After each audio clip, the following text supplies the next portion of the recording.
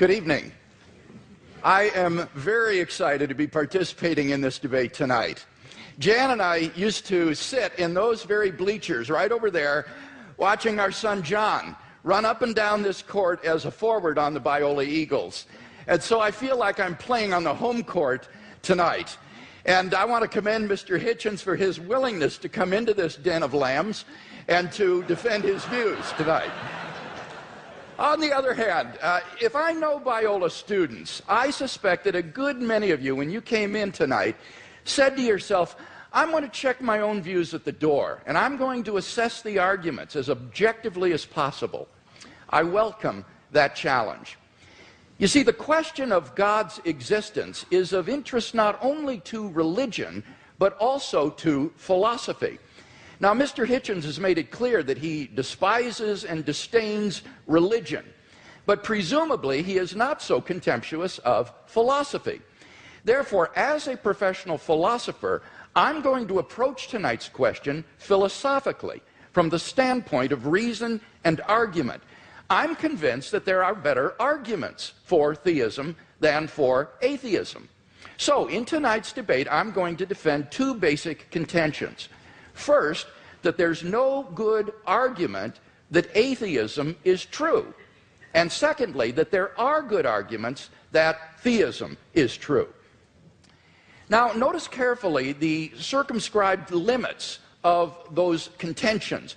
We're not here tonight to debate the social impact of religion, or Old Testament ethics, or biblical inerrancy. All interesting and important topics, no doubt, but not the subject of tonight's debate, which is the existence of God. Consider then my first contention, that there's no good argument that atheism is true. Atheists have tried for centuries to disprove the existence of God, but no one's ever been able to come up with a successful argument.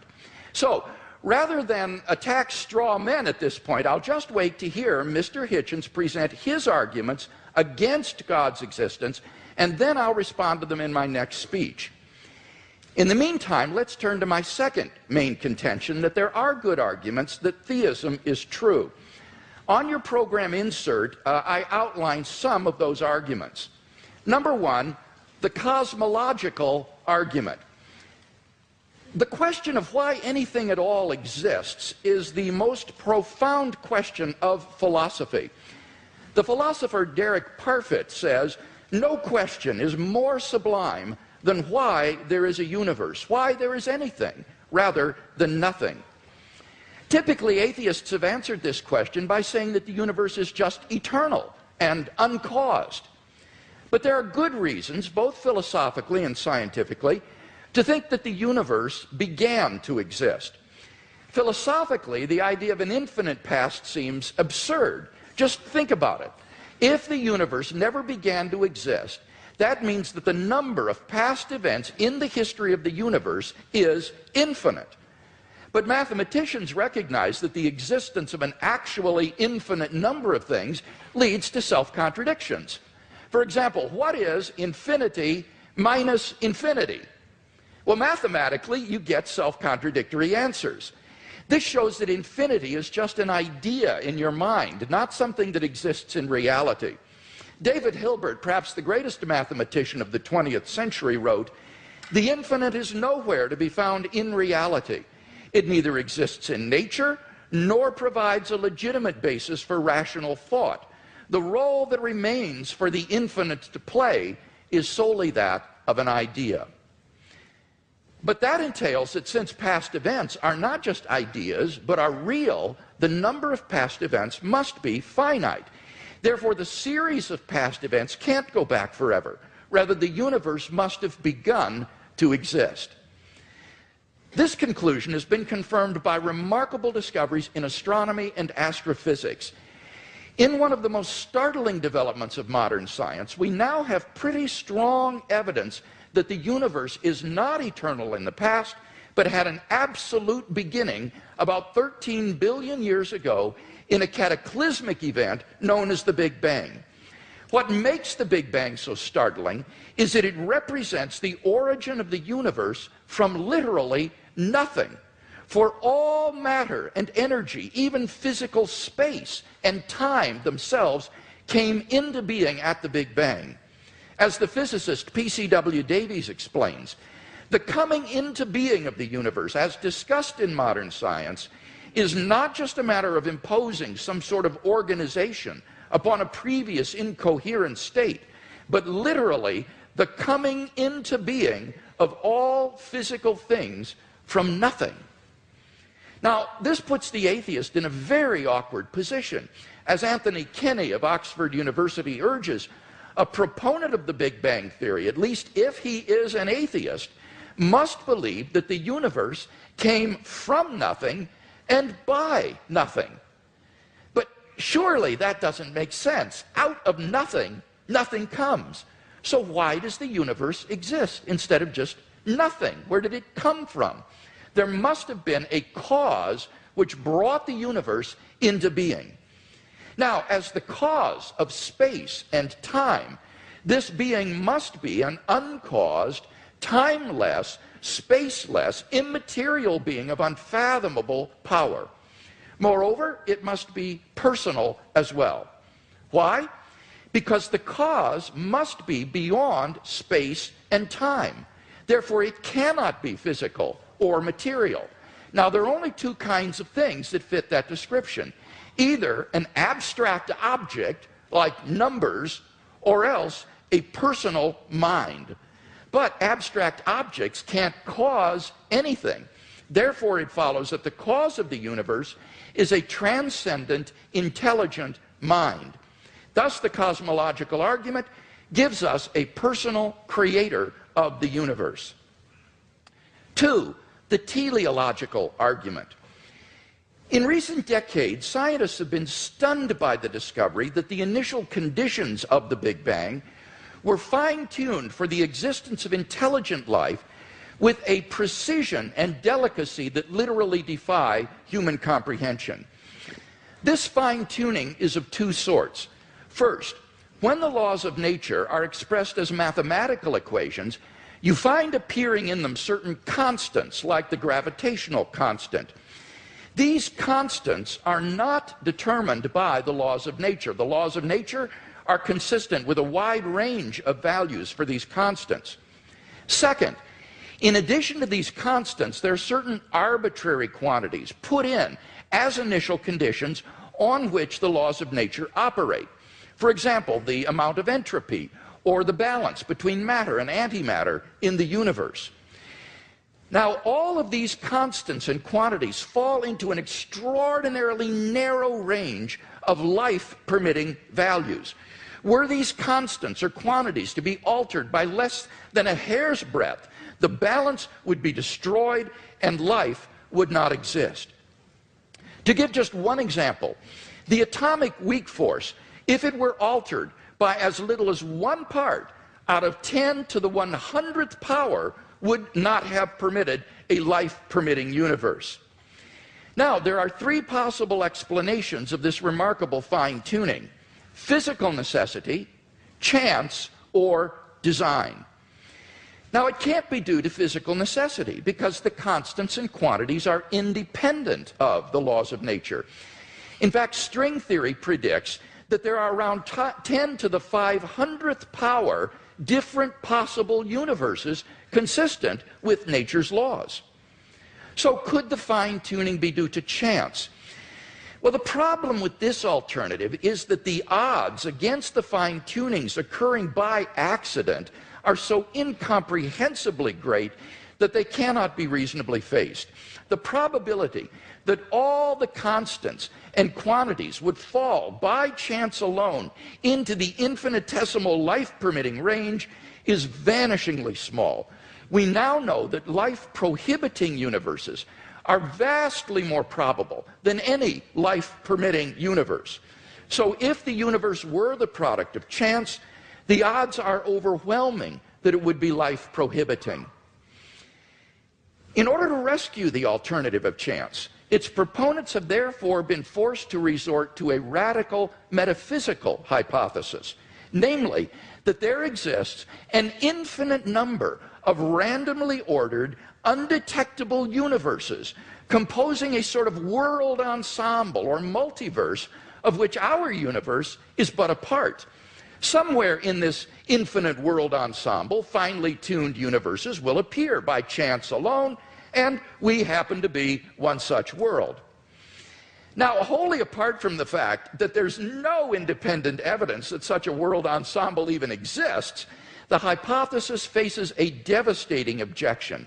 Namely, if our universe is just a random member of an infinite world ensemble, then it is overwhelmingly more probable that we should be observing a much different universe than what we in fact observe.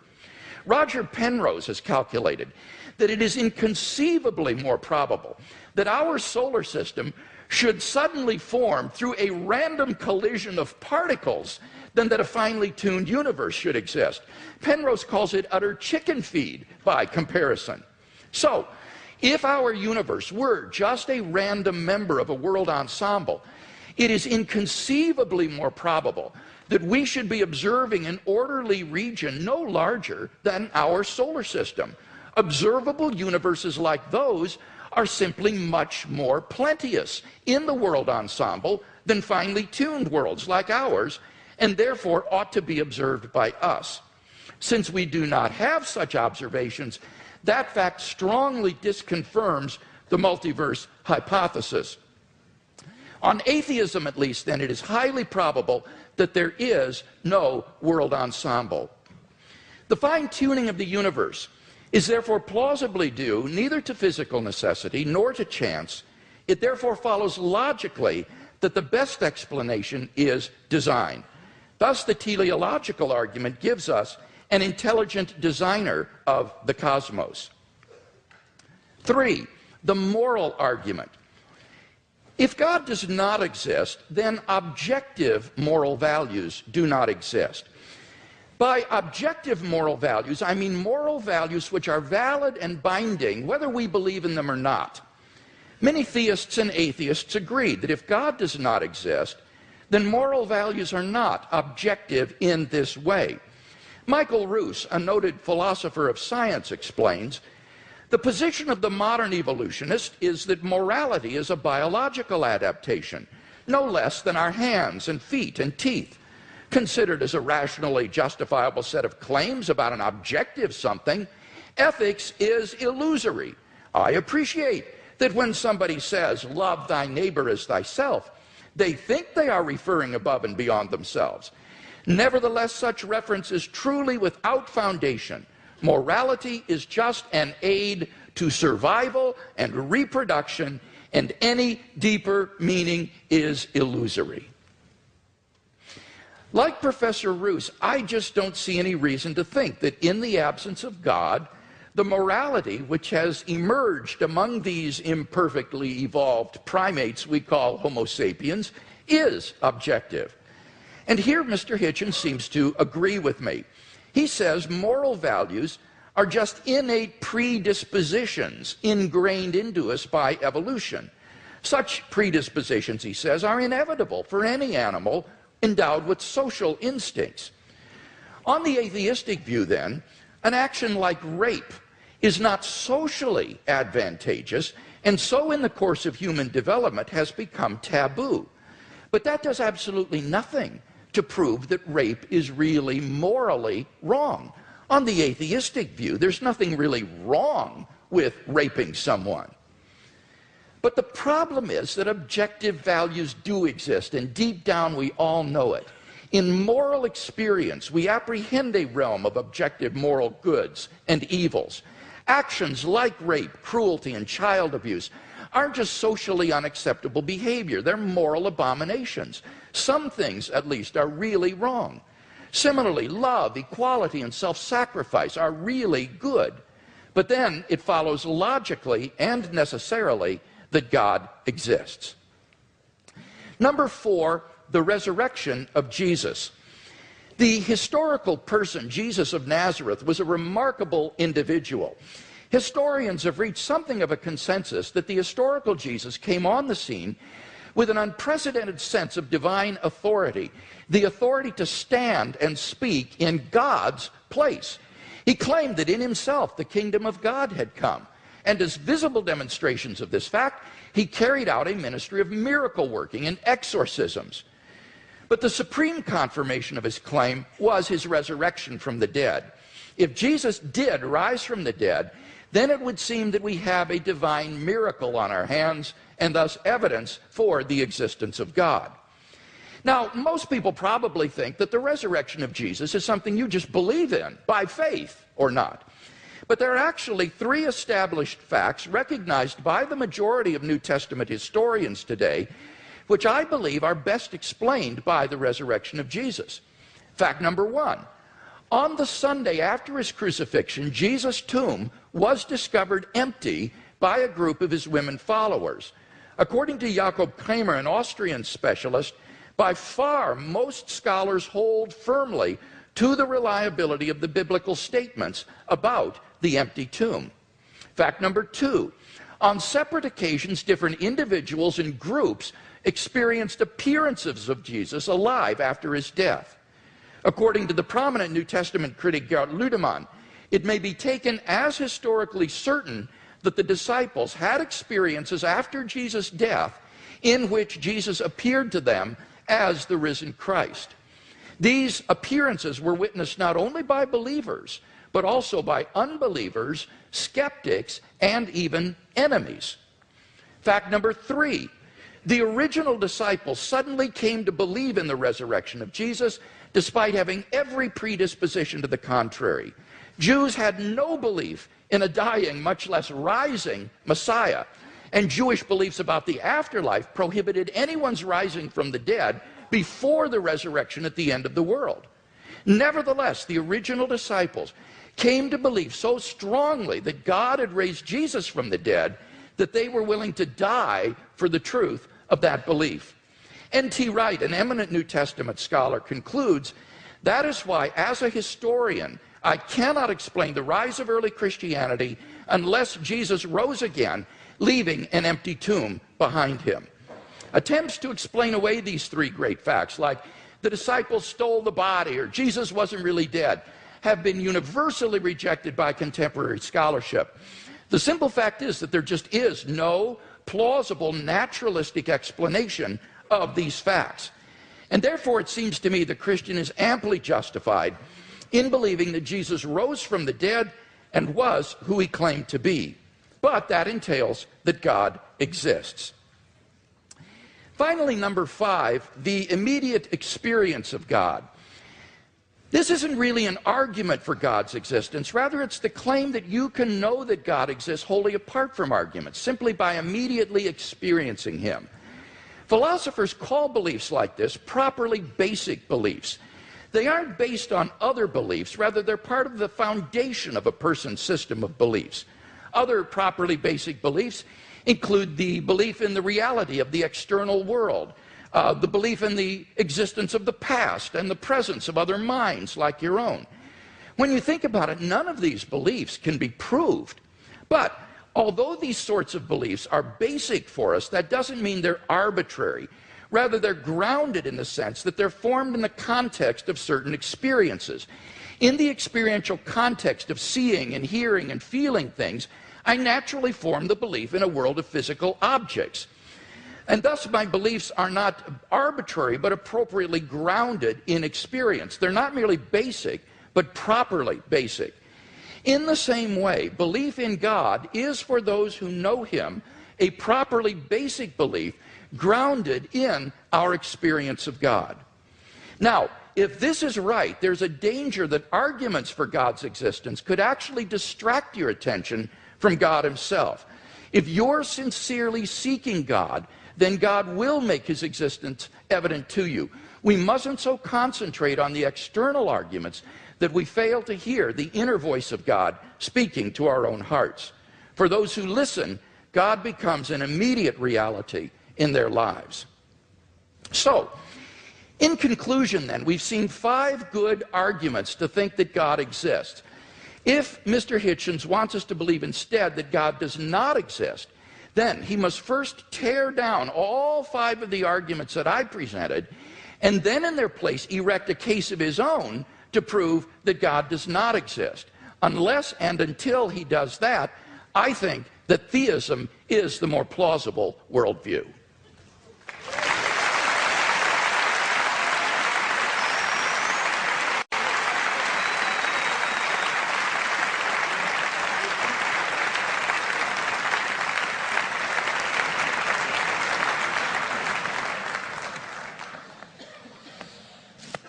Well, am I audible?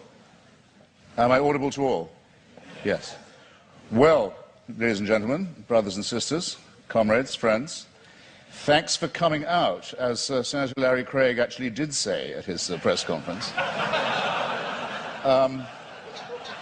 Thank you, Mr. Hewitt and Dr. Craig, for being among the very many Christians who have so generously and hospitably and warmly taken me up on the challenge I issued when I started my little book tour, and welcomed me to your places to have this most important of all discussions. I can't express my gratitude enough. Thanks to the very nice young ladies who I ran into at the Elephant Bar this afternoon, where I hadn't expected a posse of Biola students to be on staff, but where I thought, God, they're everywhere now.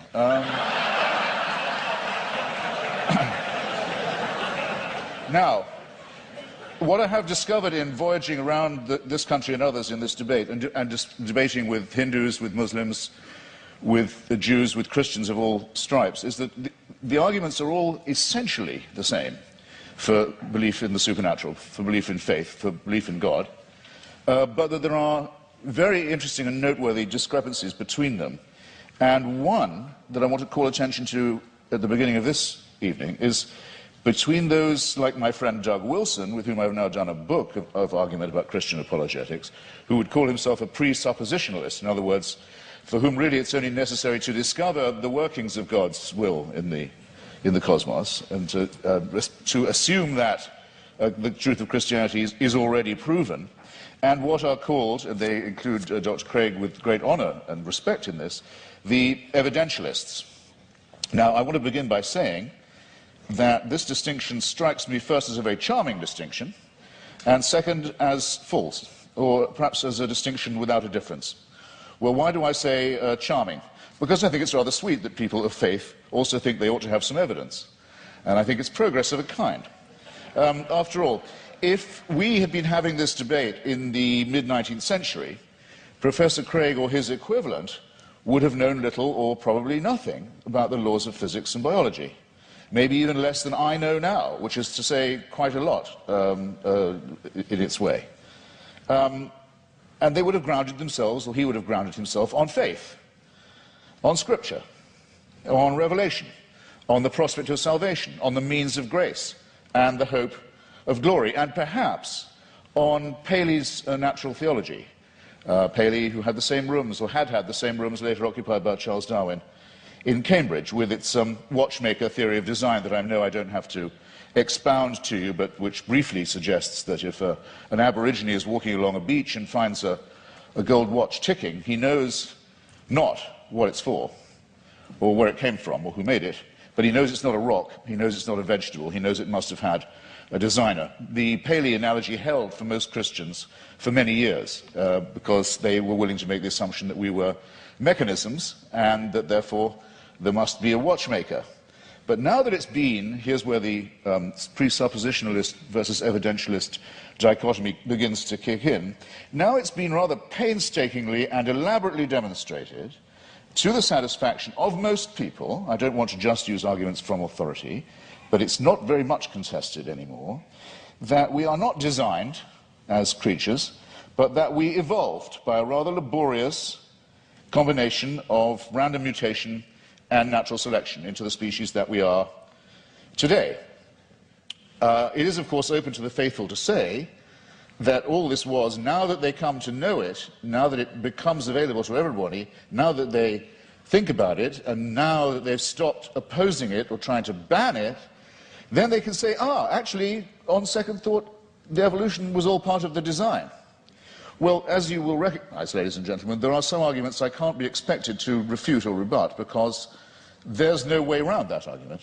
I mean, if everything, including evolution, which isn't a design, is nonetheless part of a divine design, then all the advantage goes to the person who's willing to believe that. That cannot be disproved. But it does seem to me a very poor and very weak argument, because the test of a good argument is that it is falsifiable, not that it's unfalsifiable. So this I would therefore, this tactic or this style of argument, which we've had some evidence of this evening, I would rebaptize, or might I dare say I would rechristen it, as retrospective evidentialism. In other words, everything can, in due time, if you have enough faith, be made to fit. And you too are all quite free to believe that a sentient creator deliberately, consciously put himself, a being, put himself or herself or itself to the trouble of going through huge epochs of birth and death of species over eons of time, in which 99%, in the course of which at least 99.9% of all species, all life forms ever to have appeared on Earth have become extinct, as we nearly did as a species ourselves. I invite you to look up the very alarming and beautiful and brilliant account by the National Geographic's coordinator of the Genome Project. By the way, you should send in your little sample from the inside of your cheek and have your African ancestry traced. It's absolutely fascinating to follow the mitochondrial DNA that we all have in common and that we have in common with other species, other primates and other life forms, and find out where in Africa you came from. But there came a time, probably about 180,000 years ago, when, due to a terrible climatic event, probably in Indonesia, an appalling global warming crisis occurred. And the estimate is that the number of humans in Africa went down to between 40 and 30,000. This close, think about fine-tuning, this close to joining every other species that had gone extinct.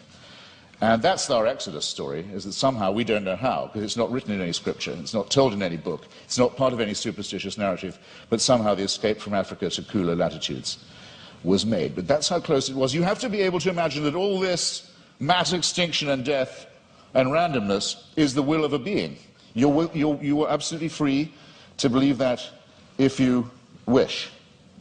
And all of this should happen so that one very imperfect race of evolved primates should have the opportunity to become Christians or to turn up at this gym tonight. That all of that was done with us in view. It's a curious kind of solipsism. It's a curious kind of self-centeredness. I was always brought up to believe that Christians were modest and humble and comported themselves with due humility. And there's a certain arrogance to this assumption that all of this extraordinary development was all about us. And we were the intended and designed result, and everything else was in the discard. The tremendous wastefulness of it, the tremendous cruelty of it, the tremendous caprice of it, the tremendous tinkering and incompetence of it, never mind. At least we're here, and we can be people of faith. It doesn't work for me, I have to simply say that, and I think there may be questions of psychology involved in this as well. Believe it if you can. I can't stop you. Believe it if you like. You're welcome. It's obviously impossible, as I said before, to disprove, and it equally obviously helps you to believe it if, as we all are, you're in the happy position of knowing the outcome. In other words, we are here, but there's a fallacy lurking in there somewhere too. Is there not? Now, it's often said, it was said tonight, and Dr. Craig said it in print, that atheists think they can prove the non-existence of God. This, in fact, very slightly but crucially misrepresents what we've always said. And there's nothing new about the new atheists, it's just we're recent. There's nothing particularly new. Dr. Victor Stenger, a great scientist, has written a book called The Failed Hypothesis, which he says he thinks that science can now license the claim that there definitely is no God, but he's unique in that and I think very bold and courageous. Here's what we argue. We argue quite simply that there's no plausible or convincing reason, certainly no evidential one, to believe that there is such an entity, and that all observable phenomena, including the cosmological one to which I'm coming, are explicable without the hypothesis. You don't need the assumption.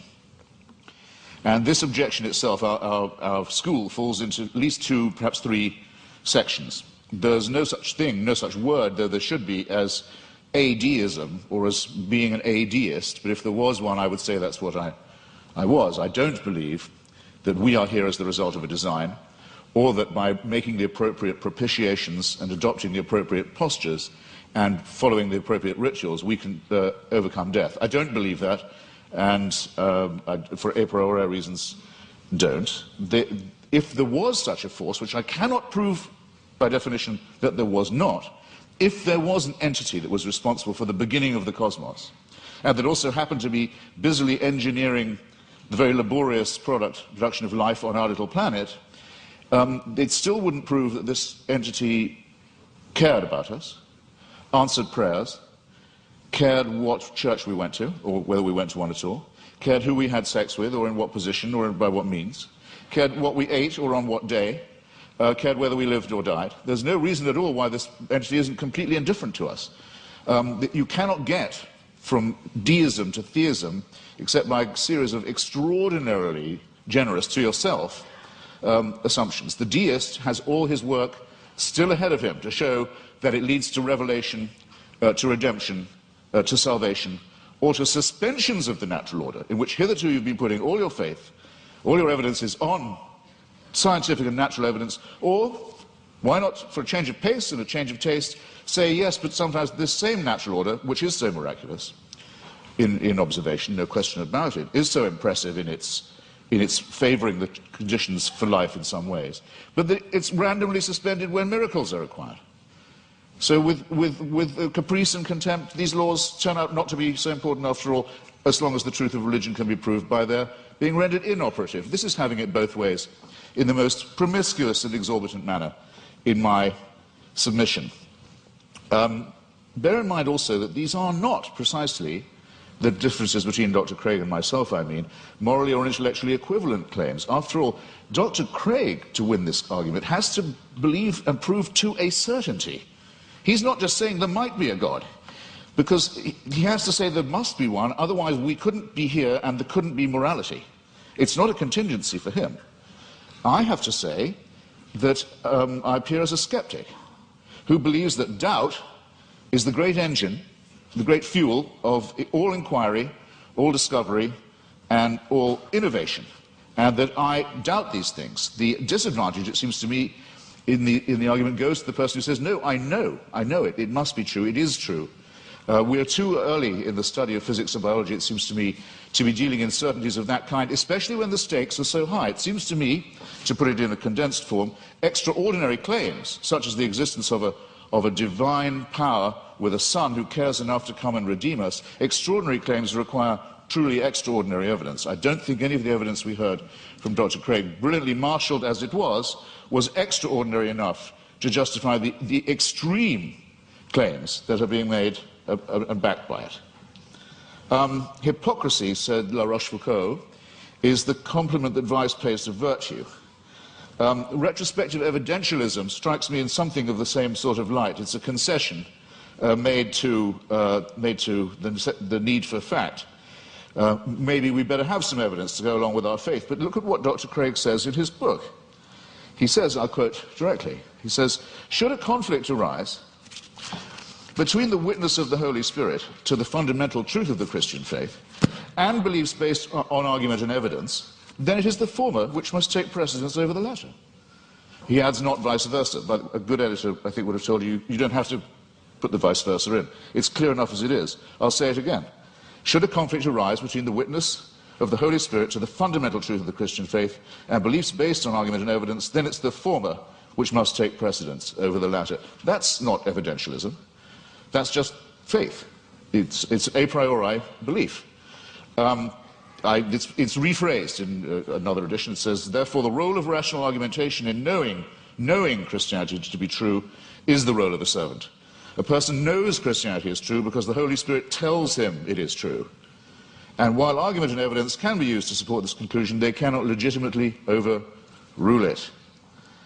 Now, then he goes on to say, the Bible says all men are without excuse. Even those who are given no reason to believe, and many persuasive reasons to disbelieve, have no excuse, because the ultimate reason they do not believe is that they have deliberately rejected God's Holy Spirit. That would have to be me. But you see where this lands you, ladies and gentlemen, with the Christian apologetic. You're told you're a miserable sinner who is without excuse. You've disappointed your God who made you, and you've been so ungrateful as to rebel. You're contemptible. You're worm-like. But you can take heart. The whole universe was designed with just you in mind. These two claims are not just mutually exclusive, but I think they're intended to compensate each other's cruelty and ultimately absurdity. In other words, evidence is an occasional convenience. Seek and ye shall find. I remember being told that in church many a time as a young lad. Seek and ye shall find. I thought it was a sinister injunction, because it's all too likely to be true. We are pattern-seeking mammals and primates. If we can't get good evidence, we'll go for junk evidence. If we can't get a real theory, we'll go with a conspiracy theory. You see it all the time. Religion's great strength is that it was the first of our attempts to explain reality, to make those patterns take some kind of form. It deserves credit. It was our first attempt at astronomy, our first attempt at cosmology, in some ways our first attempt at medicine, our first attempt at literature, our first attempt at philosophy. Good. While there was nothing else, it had many functional uses of that kind. Never mind that they didn't know that germs cause disease. Maybe evil spirits cause disease. Maybe disease is a punishment. Never mind that they believed in astrology rather than astronomy. Even Thomas Aquinas believed in astrology. Never mind that they believed in devils. Never mind that things like volcanic eruptions, earthquakes, tidal waves were thought of as punishments, not as natural occurrences on the cooling crust of a planet. The pattern seeking has gone too far, and it's gone, I think, much too far with what was until recently thought of as Christianity's greatest failure, greatest of all failures, cosmology, the one thing Christianity knew nothing about and taught the most abject nonsense about. For most of its lifetime, Christianity taught that the earth itself was the center of the universe, and we had been given exclusive dominion as a species over it. Could not have been more wrong. How are we going to square the new cosmology, the fantastic new discoveries in physics, with the old dogmas? Well, one is the idea of this fine-tuning, about which I've only left myself 3.5 minutes. I'll have to refer some of this to later in the discussion. This is essentially another form of pattern seeking on the basis of extremely limited evidence. Most physicists are very uncertain, as they have every right to be. In fact, I would say, for physicists, as they have the duty to be at the moment, extremely uncertain about the spatio-temporal dimensions of the original episode, the Big Bang, as it's sometimes called. We're in the very, very early stages of this inquiry. We hardly know what we don't know about the origins of the universe. We're viewing it from an unimaginable distance, not just an unimaginable distance in space. We're perched on a tiny rock in an extremely small suburb of a fairly minor galaxy, trying to look to discern our origins, but also at an unbelievable distance in time. And we claim the right to say, we can see the finger of God in this process. It's an extraordinarily arrogant assumption. It either deserves a Nobel Prize in physics, which it hasn't yet got, I notice. I don't know any physicist who believes these assumptions are necessary, or it deserves a charge of hubris. Let me make 3 tiny, quick objections to it as it stands, and I'm no more a physicist than most of you are. I'll make these lay objections. 1, was there pre-existing material for this extra spatio-temporal being to work with? Or did he just will it into existence, the ex nihilo? Who designed the designer? Don't you run the risk with the presumption of a God and a designer and an originator of asking, well, where does that come from, where does that come from, and locking yourself into an infinite regress? Why are there so many shooting stars, collapsed suns, failed galaxies? We can see with the aid of a telescope, sometimes we can see with the naked eye. The utter failure, the total destruction of gigantic, unimaginable sweeps of outer space. Is this fine-tuning, or is it extremely random, capricious, cruel, mysterious, and incompetent? And have you thought of the nothingness that's coming? We know we have something now, and we speculate about what it might have come from, and there's a real question about ex nihilo, but nihilo is coming to us. In the night sky, you can already see the Andromeda Galaxy. It's heading straight for ours on a collision course. Is that part of a design? Was it fine-tuned to do that? We know that from the red light shift of the Hubble telescope, or rather Edwin Hubble's original discovery, the universe is expanding away from itself at a tremendous rate. It was thought that rate would go down, for Newtonian reasons. No, it's recently been proved by Professor Lawrence Krauss, the rate of expansion is increasing. Everything is exploding away even faster. Nothingness is certainly coming. Who designed that? And that's all if before these things happen, we don't have the destruction of our own little solar system, in which already there's only one planet where anything like life can possibly be supported. All the other planets are too hot or too cold to support any life at all, and the sun is due to swell up, burn us to a crisp, boil our oceans and die, as we've seen all the other suns do in the night sky. This is not fine-tuning, ladies and gentlemen, and if it's the work of a designer, then there's an indictment to which that designer may have to be subjected. I'm out of time. I'm very grateful for your kindness and hospitality. Thank you.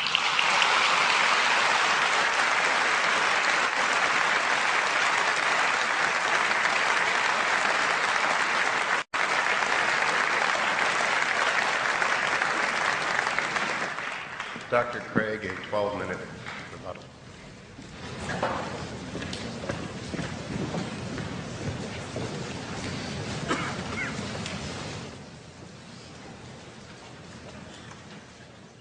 You'll remember that in my opening speech, I said I would defend two basic contentions in tonight's debate. First, that there's no good argument that atheism is true. Now, far from being a point of contention tonight, as far as I understood Mr. Hitchens' last speech, he would agree with that first statement, that there is no good argument that atheism is true. He says, I simply don't have any positive reason to believe in God, but he doesn't really give an argument against God's existence. Indeed, he seems to suggest that's impossible. But notice that doesn't prove atheism. That just leaves you with agnosticism, namely, you don't know if there's a God or not. So at best, you're left merely with agnosticism. We don't see any good reason to think that atheism is true. Now, he did make some remarks about the theory of evolution, which at least insinuated that this was somehow incompatible with theism. And I have 2 points to make about this. First, I think that the theory of biological evolution is simply irrelevant to the truth of Christian theism. Genesis 1 admits all manner of different interpretations, and one is by no means committed to six-day creationism. Howard Van Til, who is a professor at Calvin College, writes, is the concept of special creation required of all persons who trust in the Creator God of Scripture? Most Christians in my acquaintance who are engaged with either scientific or biblical scholarship have concluded that the special creationist picture of the world's formation is not a necessary component of Christian belief. Nor is this a retreat caused by modern science. St. Augustine in the AD 300s, in his commentary on Genesis, pointed out that the days don't need to be taken literally, nor need the creation be a few thousand years ago. Indeed, he suggested that God made the world with certain special potencies that would gradually unfold over time and develop. And this interpretation came 1,500 years before Darwin, so that it is not a forced retreat in the face of modern science. So any doubts that I would have about the theory of biological evolution would be not biblical, but rather scientific. Namely, what it imagines is fantastically improbable. Barrow and Tipler, two physicists, in their book The Anthropic Cosmological Principle, list 10 steps in the course of human evolution, each of which is so improbable that before it would occur, the sun would have ceased to be a main sequence star and incinerated the Earth. And they calculate the probability of the evolution of the human genome to be somewhere between 4 to the negative 180th power to the 110,000th power, and 4 to the negative 360th power to the 110,000th power. So if evolution did occur on this planet, it was literally a miracle, and therefore evidence for the existence of God. So I don't think this is an argument for atheism. Quite the contrary, it really provides good grounds for thinking that God superintended the process of biological development. So the Christian can be open to the evidence to follow it where it leads. By contrast, as Alvin Plantinga has said, for the naturalist, evolution is the only game in town. No matter how fantastic the odds, no matter how improbable, it's got to be true, because there is no intelligent creator and designer. So in one sense, you've got to feel a little sorry for the atheist. He can't really follow the evidence where it leads. His presuppositions determine the outcome. By contrast, if there is a fine-tuner and creator of the universe, then already in the initial conditions of the Big Bang, you have an elaborately designed universe that permits the evolution and existence of intelligent life. And I think evolution simply layers on more improbability. Now, Mr. Hitchens says, but why did God wait so long, all that waste during this time? Well, that sort of concern with efficiency is only of importance to someone with either limited time or limited resources, or both. But in the case of God, he has both unlimited resources and unlimited time, and therefore it's simply not important to do this in a quick way. Well, now, Mr. Hitchens says, but why did God wait so long before he sent Christ? Human beings have existed for thousands of years on this planet before Christ's coming. Well, what's really crucial here is not the time involved, rather it's the population of the world. The Population Reference Bureau estimates that the number of people who have ever lived on this planet is about 105 billion people. Only 2% of them were born prior to the advent of Christ. Eric Krapes of the Survey Research Center at the University of Michigan's Institute for Social Research says, God's timing couldn't have been more perfect. Christ showed up just before the exponential explosion in the world's population. The Bible says in the fullness of time, God sent forth his Son. And when Christ came, the nation of Israel had been prepared. The Roman peace dominated the Mediterranean world. It was an age of literacy and learning. The stage was set for the advent of God's Son into the world. And I think in God's providential plan for human history, we see the wisdom of God in orchestrating the development of human life, and then in bringing Christ into the world in the fullness of time. So I don't see that there are any good grounds here for thinking that this provides reason for atheism. Now, what about my arguments for theism? Mr. Hitchens had some general remarks here. He says it's difficult to get from deism to theism. Now, I want to point out that's a false use of these terms. This is simply confused. Deism is a type of theism. Theism is the broad worldview that God exists. Deism is a specific kind of theism that says God has not revealed himself directly in the world. Now, my arguments are a cumulative case for Christian theism. They add up to the belief in the God that has been revealed by Jesus of Nazareth. Now, Mr. Hitchens says, but you must prove this with certainty. Not at all. I am not claiming these arguments demonstrate Christian theism with certainty. I'm saying that this is the best explanation of the data when you compare it with other competing hypotheses. I think it's more probable than not. He quotes me as to saying the Holy Spirit's witness is the basis for knowing Christianity to be true, and I affirm that. I think the fundamental way in which we know Christianity is true is through the objective inner witness of God's Holy Spirit, what I called the immediate knowledge of God himself in my fifth point. On the basis of that, we have a properly basic belief in the existence of God and the truth of Christianity.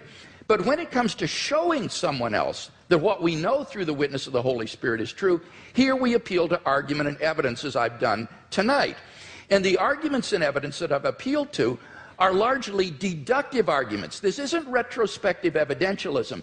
These are deductive arguments. If the premises are true, then you cannot deny the conclusion on pain of irrationality because the conclusions follow with logical necessity from the premises. So the only way to deny the conclusion is you've got to show me which of the premises are false. That's why you've got that program insert with the premises in your program for these arguments. Mr. Hitchens needs to identify which premises of the argument he rejects as false if he's to reject the conclusions.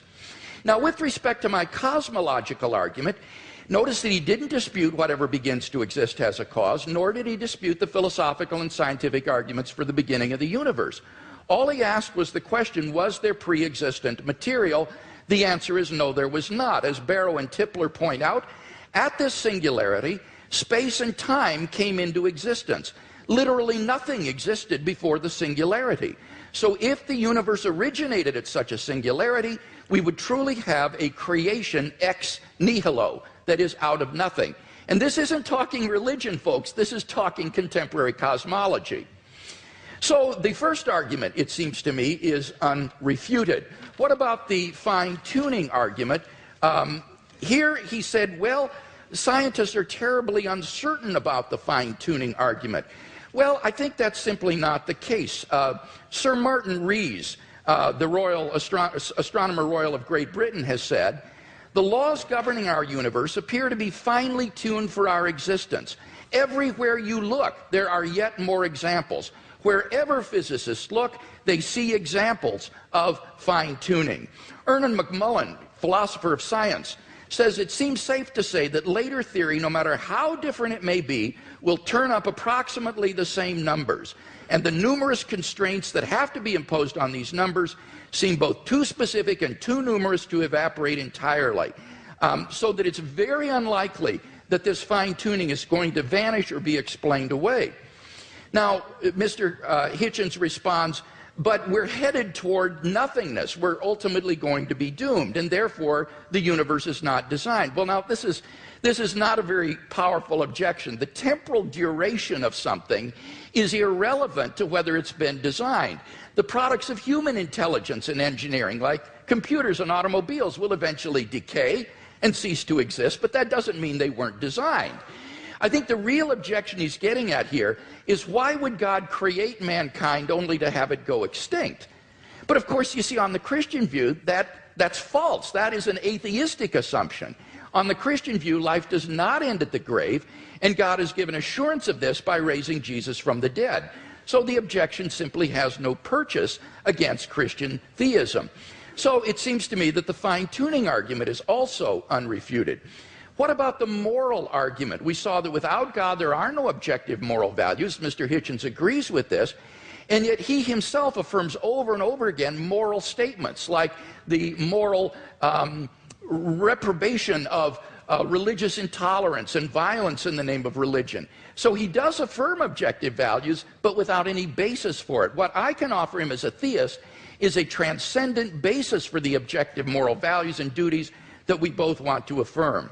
Fourthly, the resurrection of Jesus. Again, there was no response to this.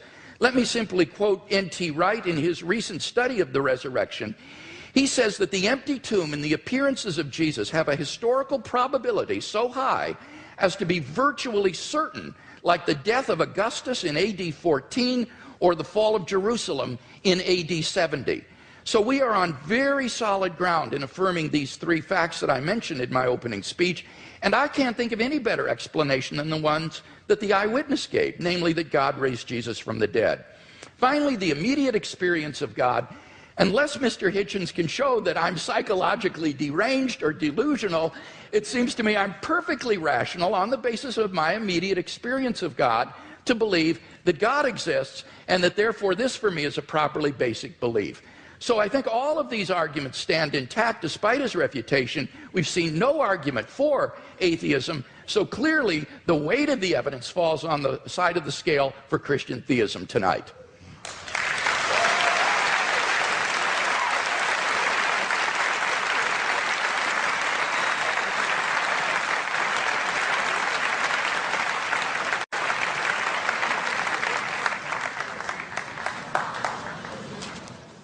There is a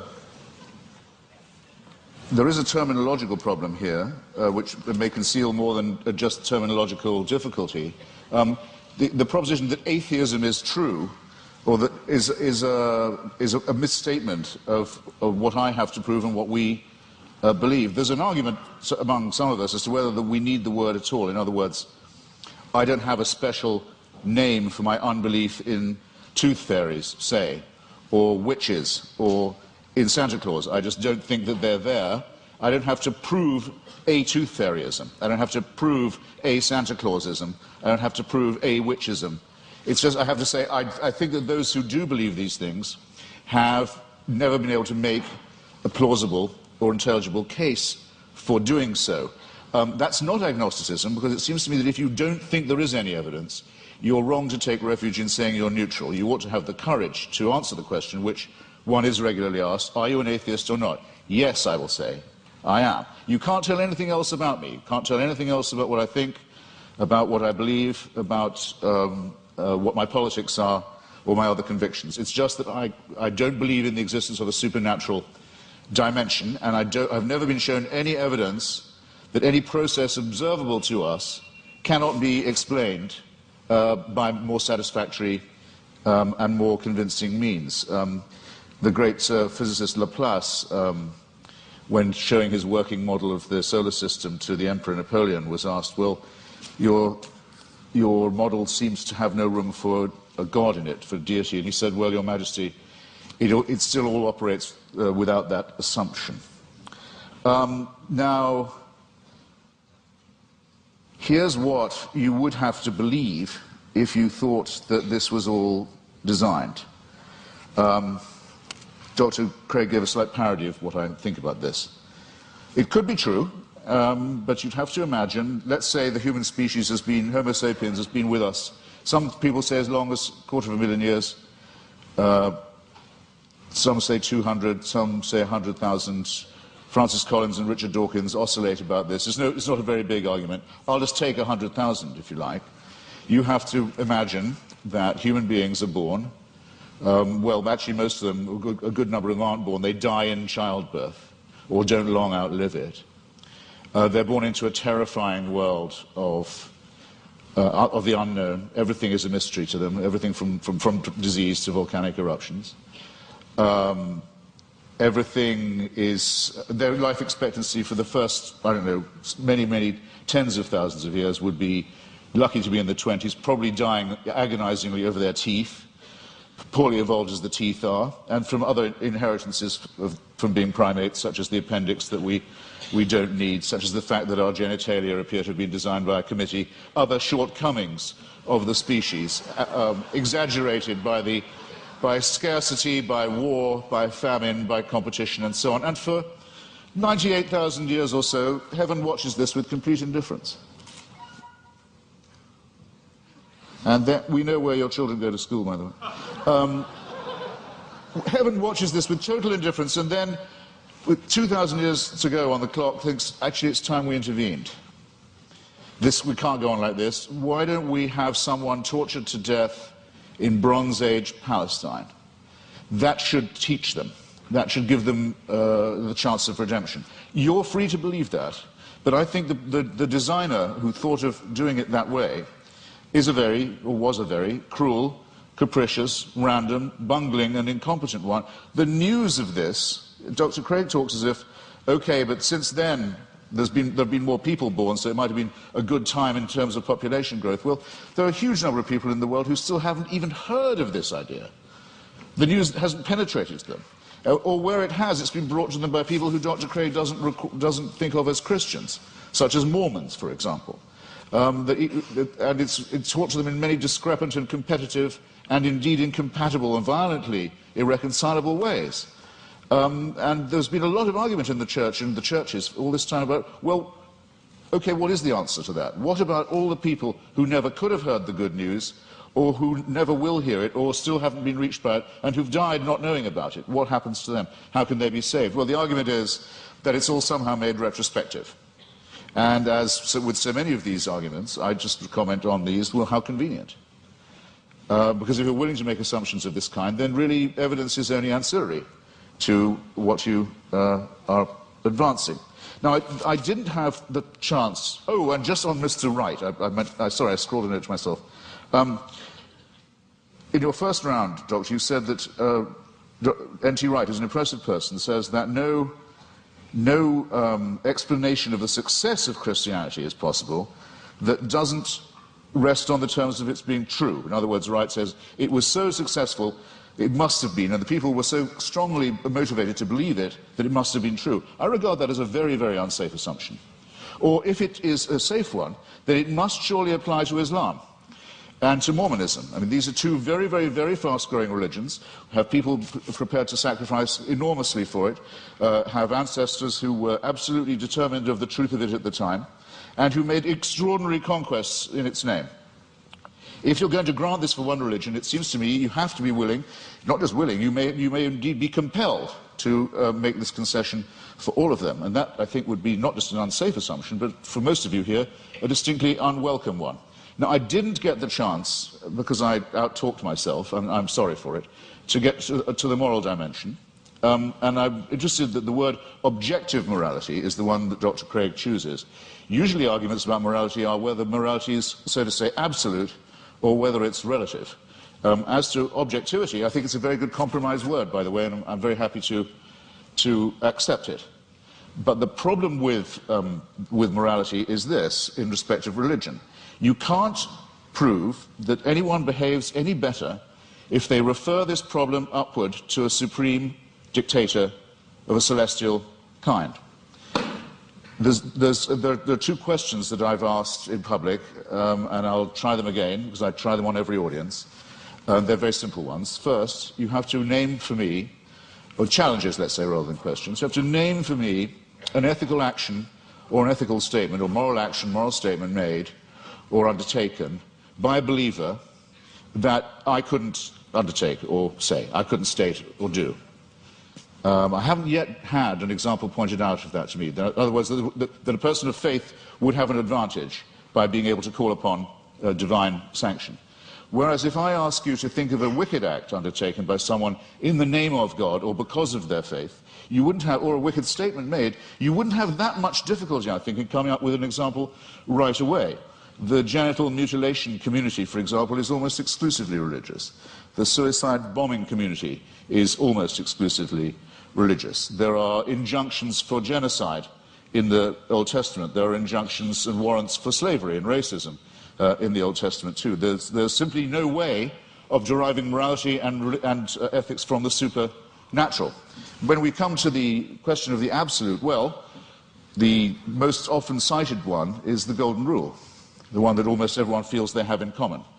The injunction not to do to others as you wouldn't want them to do to you. This doesn't, in fact, come from the Sermon on the Mount or from Christianity, or it doesn't originate with it. It's certainly adumbrated by Rabbi Hillel, a Babylonian rabbi, and it's to be found in the Analects of Confucius too. But it has, since we're talking about objective, relative, and absolute, a crucial weakness in it, unfortunately. We'd like to be able to follow it, but it's only really as good as the person who's uttering it. In other words, if I say, I won't treat you as I don't want you to treat me, what am I to do when confronted with Charles Manson? I want him treated in a way that I wouldn't want to be treated myself. Anything else would surely be completely relativistic. So the argument isn't at all advanced by saying that I couldn't know any of this.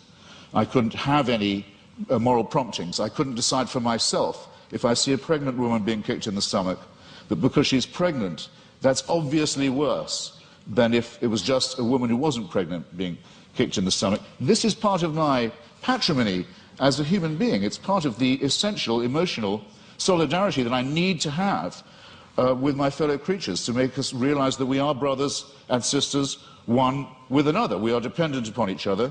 We have duties. We have expectations of one another. And that if we didn't have these and try and fulfill them, we couldn't have got as far as we have. We couldn't have evolved as a species. We couldn't have ever had a society. There's never been a society found where rape and murder and perjury are not condemned. And these moral discoveries long, or absolutes if you want to call them that, long predate the arrival of anything recognizable as monotheism. It's a bit like the argument of free will. People say, well, how do you have free will? Do you think you do have it? Well, it's a very, very difficult subject indeed. Some religions say you don't, in effect, have it. That all is determined by heaven. You're really only a plaything in a larger game. I take that to be some of the point of Calvinism. There are some schools of Islam also that say it is only as Allah wills. There's no will of yours really involved, as long as you're willing to make the prostration and the obedience. So the connection between religion and free will isn't as simple, as easy as some people like to think it is. But I would say, yes, I think we have free will. When asked why I think so, I would have to take refuge in philosophical irony and say, because I don't think we have any choice but to have free will. But at least I know at this point that I'm being ironic. and that some of the irony is at my own expense, and it's a risk I have to be willing to run. But the Christian answer is, of course you have free will. The boss insists upon it. This somewhat degrades the freedom and redefines the idea of will, and it seems to me also that there's something degrading in the idea of saying that morality is derived in the same way, that it comes from on high, that we ourselves are not good enough, that we don't have the dignity, we don't have the self-respect, we don't have the character to know a right action or a right statement when we see it or when we want to perform it. It's this servile element in religion. It's not, strictly speaking, the subject of our debate this evening, I know, but I'm damned if I completely forego it. It's the idea that buried in the religious impulse is actually the wish to be unfree, is the wish for an immovable, unchangeable, celestial authority, a kind of heavenly North Korea that will take our decisions, away from us and commit us only to worship and praise and thank a great leader and his son, the dear leader, forever and ever and ever. I'm so glad there's no evidence that this is true. Thank you.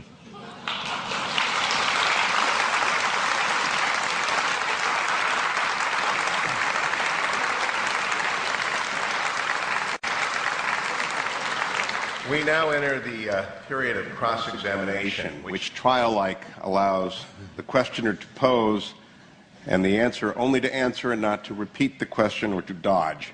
6 minutes of questions begin to Dr. Craig, followed by 6 minutes of questions to Mr. Hitchens. Dr. Craig, your questions for Mr. Hitchens. All right, let's talk first about whether there are any good arguments to think that atheism is true. Now, it seems to me that you're rather ambivalent here, that you say, you redefine atheism to mean a sort of atheism or non-theism. That's what it means. But how do you distinguish then the different varieties of non-theism?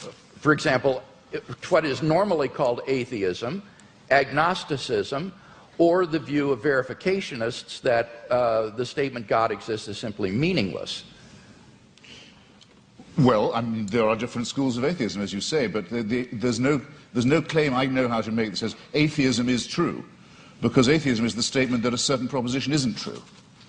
So I wish you'd get this bit right, because there you go again. Well, I just devoted a little time to this. I said it is not in itself a belief or a system. It simply says you can get by better, probably, we think, without the assumption that no one who wants you to worship a god has ever been able to come up with a good enough reason to make you do it. Now, so the point is, though, that on your definition of atheism or non-theism, it really embodies a diversity of views, such as agnosticism, what is normally called atheism, or this verificationism.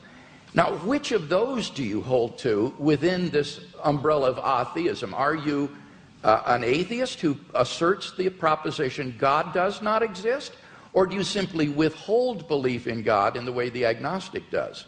Right. On some days, I'm a great. No, I'm not going to do you that much of a favour. On some days, I'm a great admirer of Thomas Huxley, who had the great debate with Bishop Wilberforce in Oxford at the Natural History Museum about Darwinism in the mid-19th century, who was known as Darwin's bulldog. We would now say Darwin's pit bull, and who completely trounced the good bishop.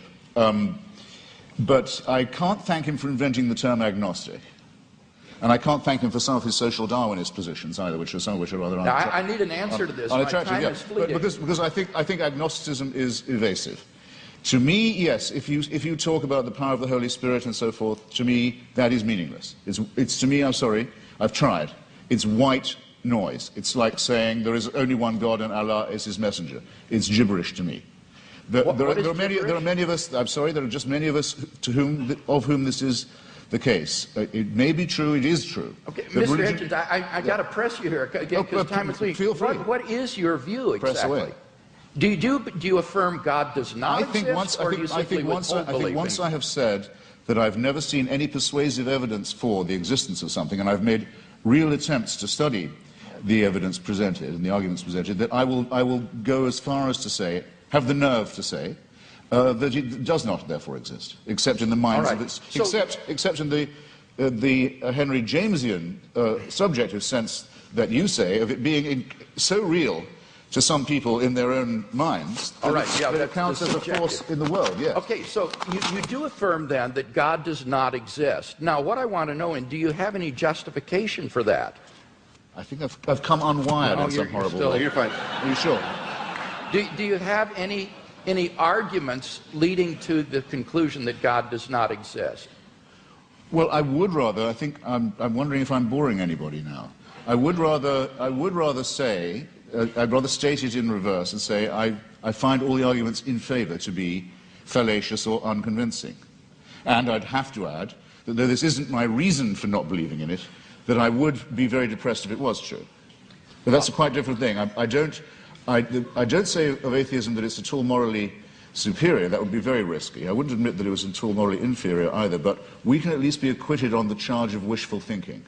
I wonder if that's the case. Would you agree that the absence of evidence is not evidence of absence? Well, you know, I'm not sure that I would agree. Okay. Let's turn to the moral argument and talk about that a little bit. I think you've misunderstood the moral argument. Given the stakes, Doctor, given the stakes, I mean, you're not saying, we're not talking about unicorns or tooth fairies or leprechauns here. We're talking about an authority that would give other human beings the right to tell me what to do in the name of God. So for a claim like that, if there's no evidence for it, it seems to me not a small question. No, it's certainly not a small question. Because you're making a very, very, very large claim. Your evidence had better be absolutely magnificent, it seems to me. And it's the lack of magnificence, I think, that began to strike me first. One final question, Doctor. Okay, well, let's go to the moral argument. It seems to me there that you've misunderstood the argument in that we're looking for an objective foundation for the moral values and duties that we both, I think, want to affirm. It's not a matter of whether or not we can know what is right and wrong, or that we need God to tell us what is right and wrong. It's rather that we need to have some sort of an objective foundation for right and wrong. Wouldn't you agree, on your view, it's simply the sociobiological spin-offs of the evolutionary process, and that therefore these do not provide any sort of objective foundation for moral values and duties? That could be true, yes. That could well be true. Yeah, I don't want to be too much of a reductionist, but it's entirely possible that it is purely evolutionary and functional. One wants to think that there's a bit more to one's love for the fellow creature than that. But it doesn't add one iota of weight or moral gravity to the argument to say, but that's because I don't believe in a supernatural being. It's a non sequitur. Mr. Hitchens, your questions for Dr. Craig. Well, I'd like to know first, you said that the career of Jesus of Nazareth involved a ministry of miracles and exorcisms. When you say exorcism, do you mean that you believe in devils too?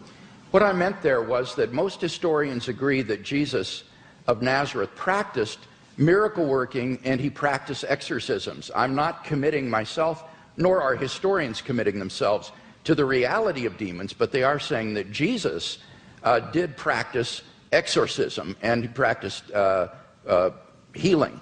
So you believe that Jesus of Nazareth caused devils to leave the body of a madman and go into a flock of pigs that hurled themselves down the Gadarene slopes into the sea? Do I believe that's historical? Yes. Right. That would be sorcery, wouldn't it, though?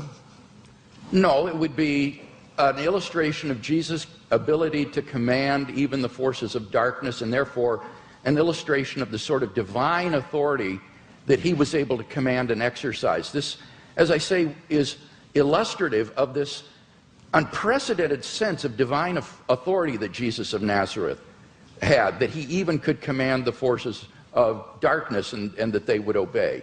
So whether you think he was a genuine exorcist or that he merely believed himself to be an exorcist, what is historically undeniable is that he had this radical sense of divine authority, which he expressed by miracle working and exorcisms. Right. And you believe he was born of a virgin? Yes, I believe that as a Christian. I couldn't claim to prove that historically. That's not part of my case tonight. But I as a Christian, I believe that. And I know you believe in the resurrection, but yes, and for that I think that we have good evidence. As a matter of biblical, what shall we call it, consistency, it's said in one of the Gospels that at the time of the crucifixion, all the graves of Jerusalem were opened, and all the tenants of the graves walked the streets and greeted their old friends. It makes the resurrection sound rather a commonplace in the greater Jerusalem area. That's in the Gospel of Matthew, and that's actually attached to a crucifixion narrative. That's what I said. It says at the time of the crucifixion. Yes, that's right. At the time of the crucifixion, it says that there were appearances of Old Testament saints in Jerusalem at the time. This is part of Matthew's description of the crucifixion scene. I mean, do you believe that? I don't know whether Matthew intends this to be apocalyptic imagery or whether he means this to be taken literally. I've not studied it in any depth, and I'm open-minded about it. I'm willing to be convinced one way or the other. You see, the reason I'm pressing you is this because, we know from Scripture that the pharaohs, magicians, could produce miracles.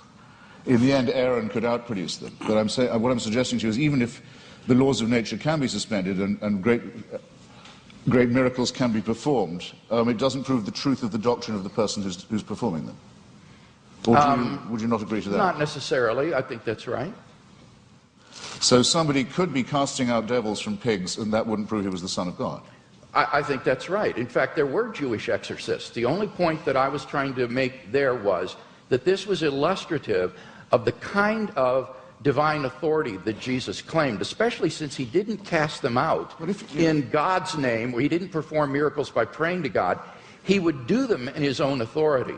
So that Jesus exercised an authority that was simply unheard of at that time, and for which he was eventually crucified because it was thought to be blasphemous.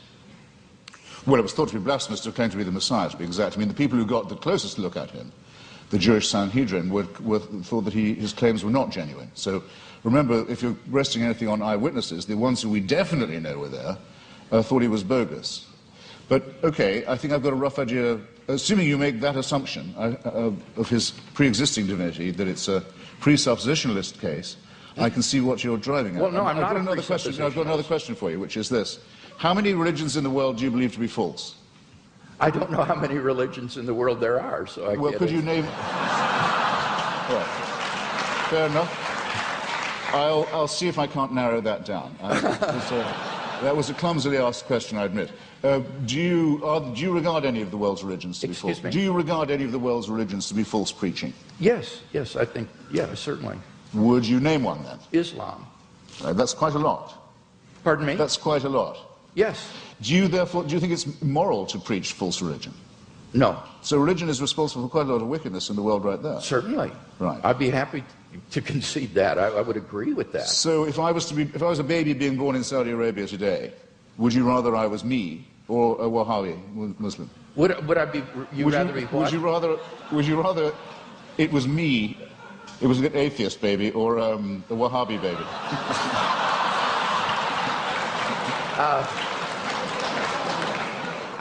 I don't have any preference as to whether you would.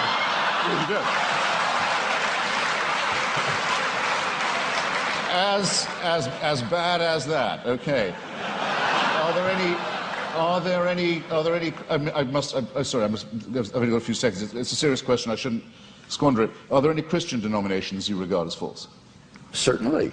Could I know what they are?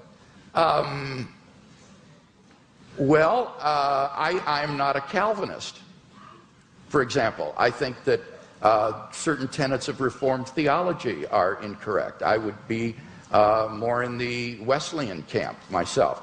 But these are differences among brethren. These are not differences on which we need to put one another in some sort of a cage. So within the Christian camp, there's a large diversity of perspectives. I'm sure there are views that I hold that are probably false. But I'm trying my best to get my theology straight, trying to do the best job, but I think all of us would recognize that none of us agree on every point of Christian doctrine, on every dot and tittle. Before Mr. Hitchens succeeds in launching another series of religious wars among Christians, let's get to the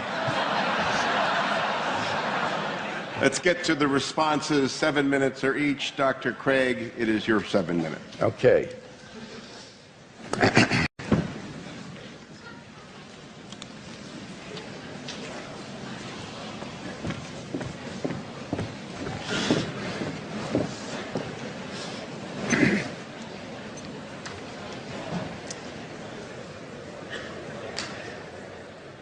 Well, I think it's very evident that in tonight's debate, we've not heard any good reasons to think that what is normally called atheism is true. That is to say, the belief that God does not exist. Mr. Hitchens withholds belief in God, but he's unable to give us any argument to think that God does not exist, which is what is called positive atheism. Now, he does mention that the human species has been here for 100,000 years, but I've already responded to that. What's crucial there is not the number of years, it's the population. And only 2% of the population of the earth has existed before Christ. And during that time, God is not indifferent to the lot of those people. Rather, he is preparing humanity, preparing the world for the advent of Christ so that in the fullness of time, Christ would come into the world. And those people who lived apart from Christ, God cared for them as well and provided for them. The Bible says, ever since the creation of the world, God's invisible nature, namely his eternal power and deity, has been clearly perceived in the things that have been made. Paul says that from one man, God made every nation of men, that they should inhabit the whole earth. And he determined the times set for them and the exact places that they should live. He did this so that men would seek him and perhaps reach out for him and find him, for he is not far from each one of us, for in him we live and move and have our being. So that those who lived before Christ were covered by the death of Christ, they were covered by his atoning sacrifice, and God will judge them on the basis of the information that they had in their response to general revelation.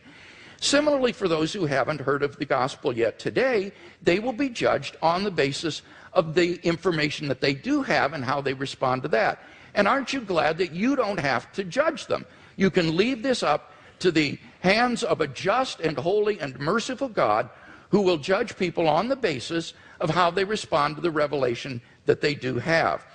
So we've not heard any argument tonight that God does not exist. Now, by contrast, I've given 5 arguments to show that Christian theism is true. First, we saw the cosmological argument. Mr. Hitchens has not disagreed with either of the premises of this argument, and so we have good grounds for believing there's a personal creator of the universe.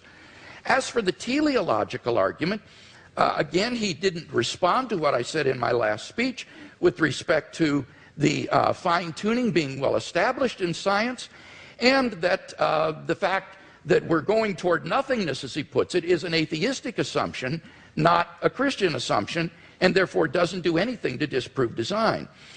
Now, what about the moral argument? Here he says that you have to prove that people would behave better if they believed in God. That's not the argument. I hope that's clear to everyone.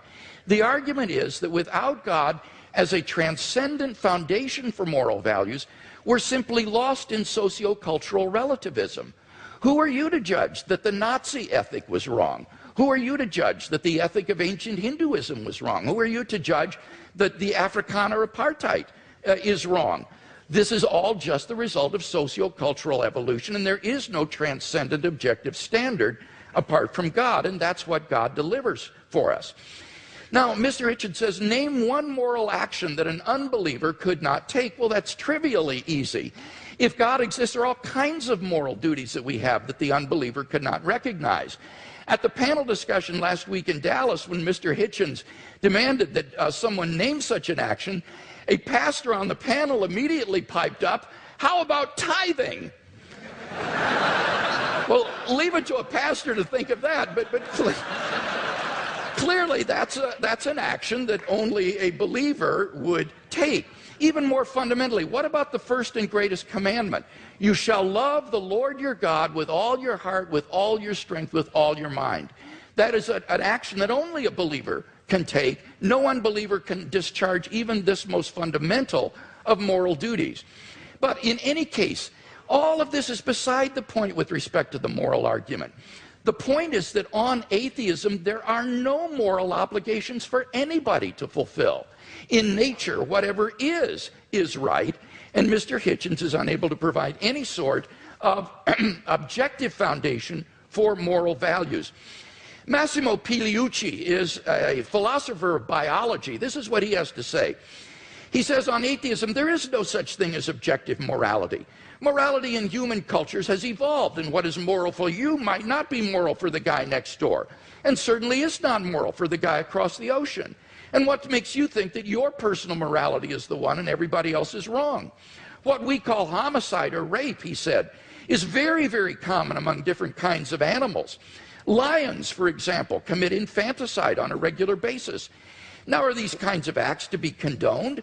I don't even know what that means, because the lion doesn't understand what morality is. Morality, he says, is an invention of human beings.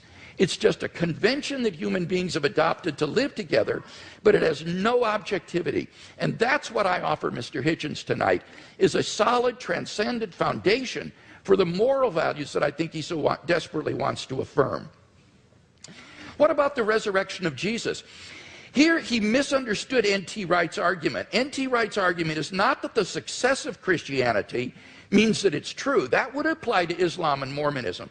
Rather, N.T. Wright's argument is that the origin of the disciples' belief that God had raised Jesus from the dead is so un-Jewish, it is so uncharacteristic, that you have to explain what would bring them to adopt so radical a mutation of Jewish belief as belief in a dying Messiah and a rising Messiah.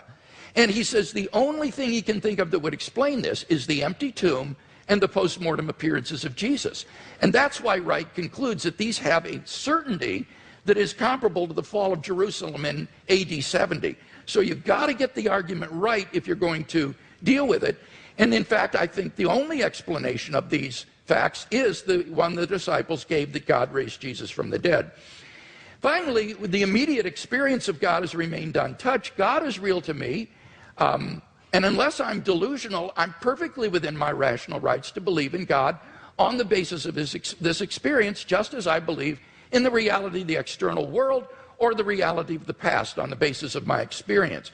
So I think in sum we've got 5 good reasons for believing that Christianity is true, no reason to think atheism is true, and therefore I think Christianity is clearly the more rational worldview.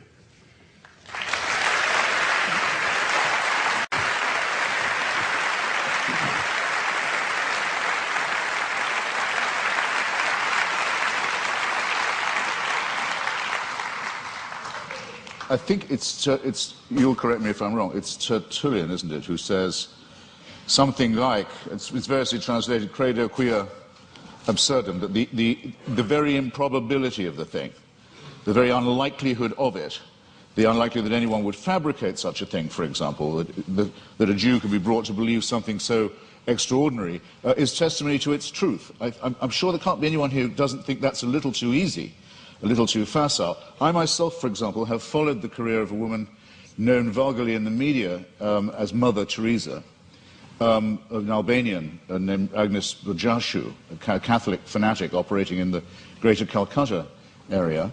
And I watched every stage of her career as a candidate for, and then the recipient of, beatification and shortly canonization. The canonization will require, and as the Vatican demands, the attestation of a miracle performed by her posthumous intercession. And the miracle's already been announced. A woman in Bengal, fortunately already a devout Catholic, by pressing a medal of Mother Teresa to her stomach, made a tumor go away, or so she says. All the witnesses to this have since recanted. All the doctors have given a much better explanation of how she was cured, of the swelling and the growth and what the medicines were and so forth, but they're still stuck with it.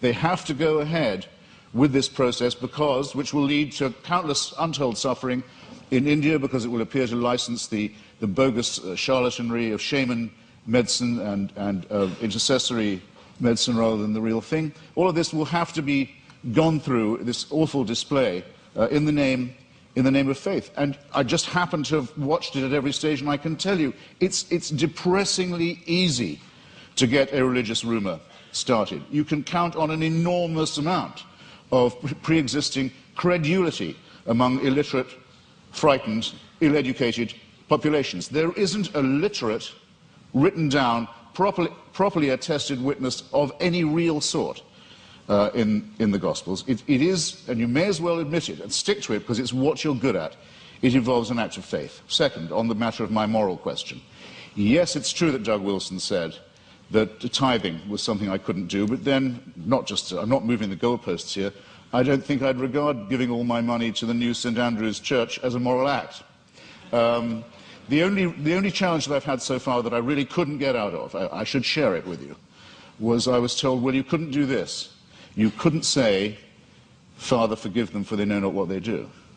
No, but nor could you, as people of faith. You wouldn't dare. It would be blasphemy for you to do it. There's only one person who can do that, even on your account. So with respect, ladies and gentlemen, I think both my challenges stand. It hasn't been shown that I couldn't be a moral person despite my unbelief, and it has certainly not been demonstrated that unbelief will guarantee you against, the belief will, I'll say it again, that unbelief will ensure you against wickedness. You mentioned things like apartheid and Nazism. Well, let me just run it by you. Partly this often comes up because people say, what about the crimes and wickednesses of the secular world? The apartheid system in South Africa was actually a creation of the Dutch Reformed Church. It was justified theologically as the giving of a promised land to one Christian religious tribe, in which everyone else was supposed to be hewers of wood and drawers of water. It wasn't until the Dutch Reformed Church, under pressure, agreed to drop their racist preachments of many years that the apartheid system could be dismantled. The dictatorship in Greece in 1967 to 74 was proclaimed by the Greek Orthodox Church as a Greece for Christian Greeks.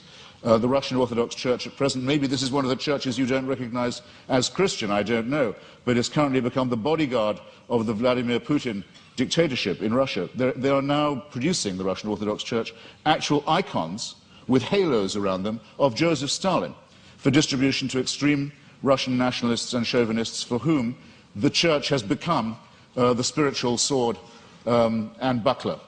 In Nazi Germany, prayers were said every year on the Führer's birthday by order of the churches for his survival and well-being. The first concordat signed by Hitler and by Mussolini in both cases was with the Vatican. If you take out the word fascist from any account of the 1920s and 30s, any reputable historical account, and you insert the words Christian right wing or actually Catholic right wing, you don't have to change a word of the rest of the sentence. And the third member of the Axis, the Japanese Empire, was led by someone who actually claimed he was himself a god, and to whom everyone in Japan was a serf, and had to admit his godhead and divinity. And it was said to all of them, where would we know without the emperor? How would we know what to do? How would we know what a right action was? Without him, there would be screwing in the streets. There would be chaos. No one would know their bearings. Without our God, we would be rudderless. Many Japanese people, in fact, it's pitiful to report, still actually believe that. Now, I want to say, in other words, that religion is the outcome of unresolved contradictions in the material world. That if you make the assumption that it's man-made, then very few things are mysterious to you. If you make the assumption that religion is man-made, then you would know why, it would be obvious to you why, there are so many religions. When you make the assumption that it's man-made, you will understand why it is that religion has been such a disappointment to our species, that despite innumerable revivals, innumerable attempts again to preach the truth, innumerable attempts to convert the heathen, innumerable attempts to send missionaries all around the world, that the same problems remain with us, that nothing is resolved by this, that if all religions died out, or all were admitted to be false, instead of, as all believers will tell you, only some of them are false. In other words, we're faced with the preposterous proposition that religion are either all of them true, or none of them true, or only one exclusive preachment is true. And none of these seem to me coherent, and all of these seem to be the outcome of a man-made cult. Assume that all of them were discredited at the same time, all of our problems would be exactly what they are now. How do we live with one another? Where indeed do morals and ethics come from? What are our duties to one another? How shall we build the just city? How shall we practice love? How shall we deal with the baser, what Darwin called the lowly stamp of our original origins, which comes not from a pact with the devil or an original sin, but from our evolution as well? All these questions, ladies and gentlemen, would remain exactly the same. Emancipate yourself from the idea of a celestial dictatorship, and you've taken the first step to becoming free. Thank you.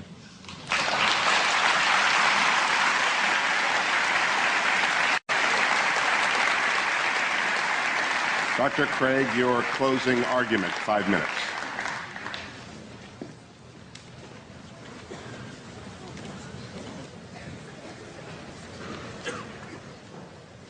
In my final speech, I'd like to try to draw together some of the threads of this debate and see if we can come to some conclusions.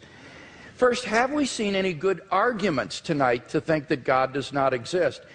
No, I don't think we have. We've heard attacks upon religion, Christianity impugned, God impugned, Mother Teresa impugned, but we haven't heard any arguments that God does not exist.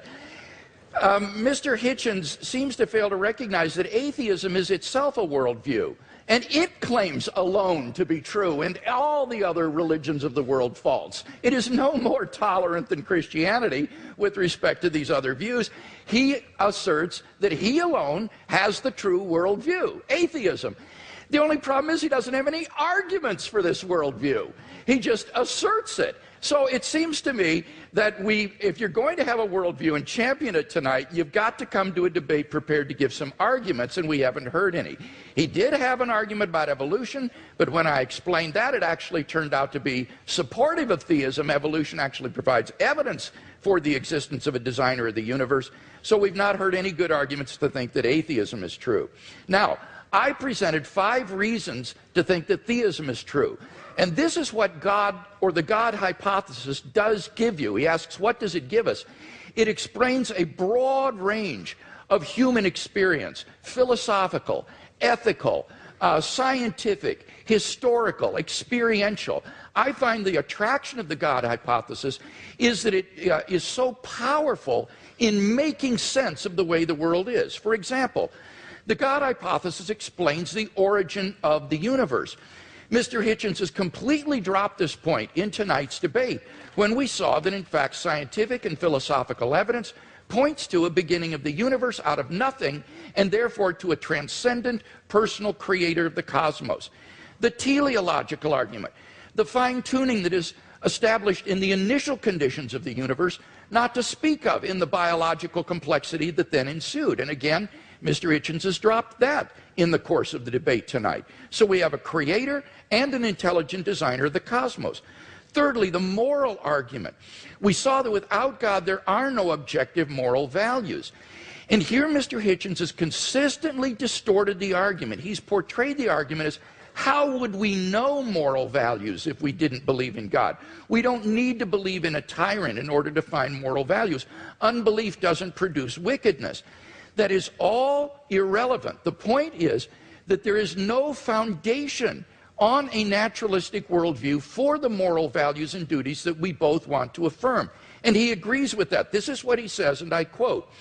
He says, our innate predisposition to both good and wicked behavior is precisely what one would expect to find of a recently evolved species that is half a chromosome away from chimpanzees, primate, and elephant, and even pig societies show considerable evidence of care for others, parent-child bonding, solidarity in the face of danger, and so on. As Darwin put it, any animal whatever endowed with well-marked social instincts would inevitably acquire a moral sense or conscience as soon as its intellectual powers had become as well developed as in man. That is the sociobiological explanation of morality. The problem is that moral sense that develops in pig societies, chimpanzees, baboons, and Homo sapiens is illusory on atheism, because there are no objective moral duties or values that we have to fulfill, and that's what the theist can offer Mr. Hitchens. And so I want to invite Mr. Hitchens to think about becoming a Christian tonight.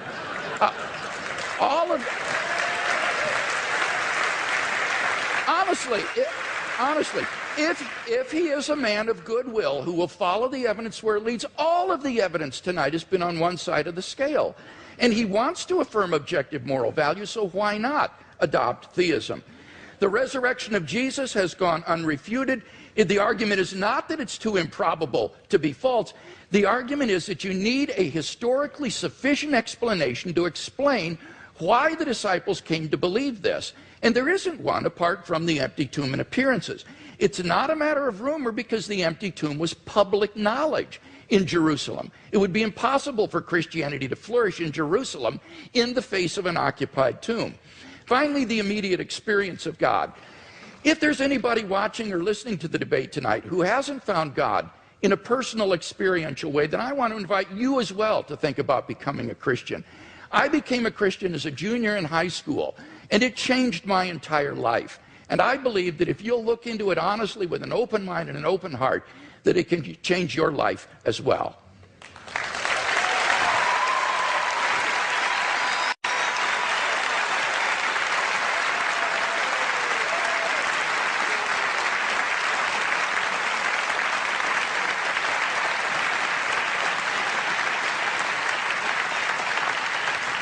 Mr. Hitchens has yielded his time, and therefore we move to questions, and we are directing those questions to students tonight. I want to repeat something Dr. Hazen said: there are stupid questions. I want to add to it, we are uninterested in your opinions, only your questions matter to us. I don't know where the microphone is. Can we hear the first question? Each participant will answer every question. Dr. Craig, Mr. Hitchens, thank you so much. It's been great listening to you both. My question is for Mr. Hitchens. Mr. Hitchens, in your book, God is Not Great, you say that, quote, there are 4 irreducible objections to religious faith, end quote. The third being that religious faith, quote, is both the result and the cause of dangerous sexual repression, end quote. So here's my question for you. Is it good that the Bible prohibits humans from having sex with animals? Or is that an example of dangerous sexual repression?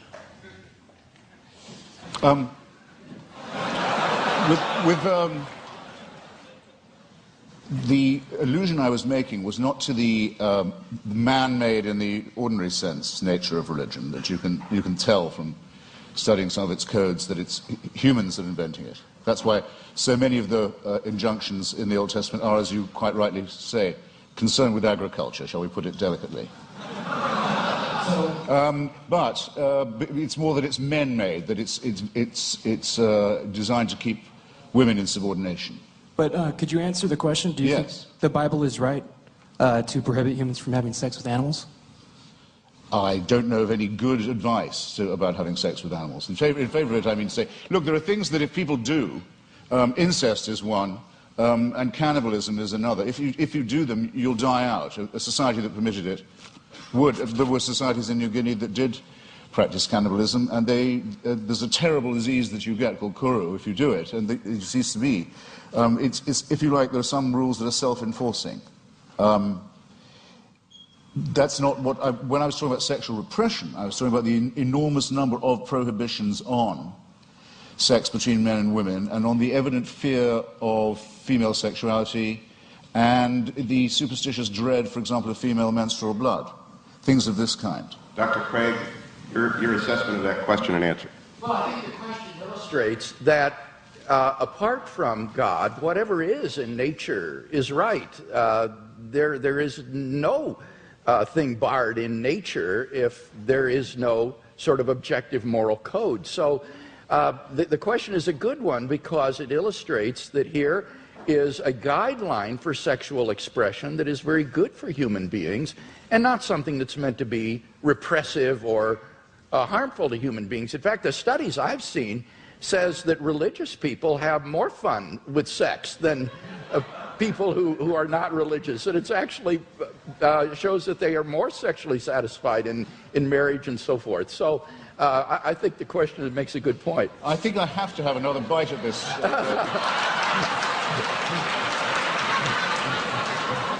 This tempting cherry. You see, if it's true that, as I think it is, that nature is pretty indifferent, pretty callous, pretty random, then who is the designer? But many people say concerning the ban on homosexuality, for example, in the Old Testament, they'll say, well, homosexuality is against God's law and it's against nature's law. Well, in that case, why does nature see to it that so many people are born homosexual? Or, if you want to rephrase it, why does God have so many of his children preferring sex with their own gender? It doesn't help. It doesn't, in clarifying and elucidating this, it doesn't help to assume a supernatural authority. Whereas, if you look at the reasons given by Maimonides and the other sages for the practice of circumcision, it is precisely to dull and to blunt the sensation of an organ which I don't think even, well, I'll leave it there. Our next question. No, but it's explicitly designed, in other words, to reduce a sexual pleasure, make it more of a painful duty than a celebration. Well, you asked for it. I don't want to misrepresent myself. I was a student here and graduated.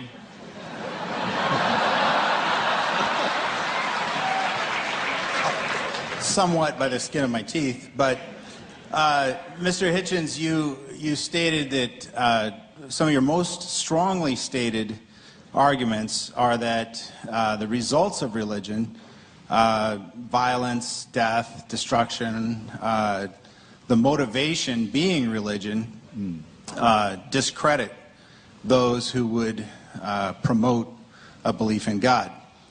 However, I think there's an imbalance there in that the nuclear bomb was created by physicists and is the most demonstrable violence perpetrated on mankind.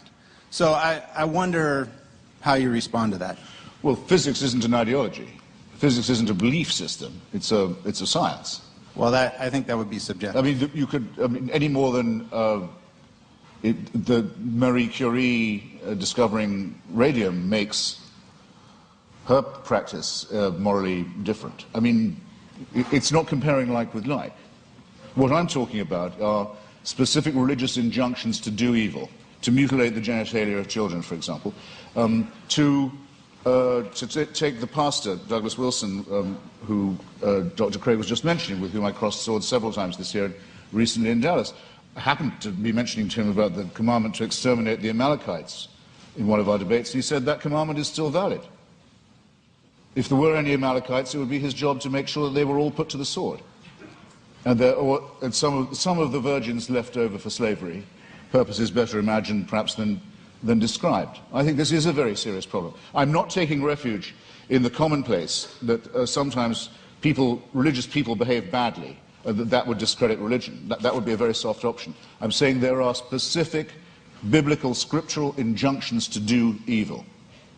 Dr. Craig, in that regards, those who are announced atheists who have done evil in the world, particularly in the last 20th century, the Marxists, the Trotskyites, the Stalinists, have they done more damage in your view and more evil than the Christians? Well, this is a debate, Hugh, that I don't want to get into because I think it's irrelevant. I as a philosopher, and I mean this, am interested in the truth of these worldviews more than I'm interested in the social impact.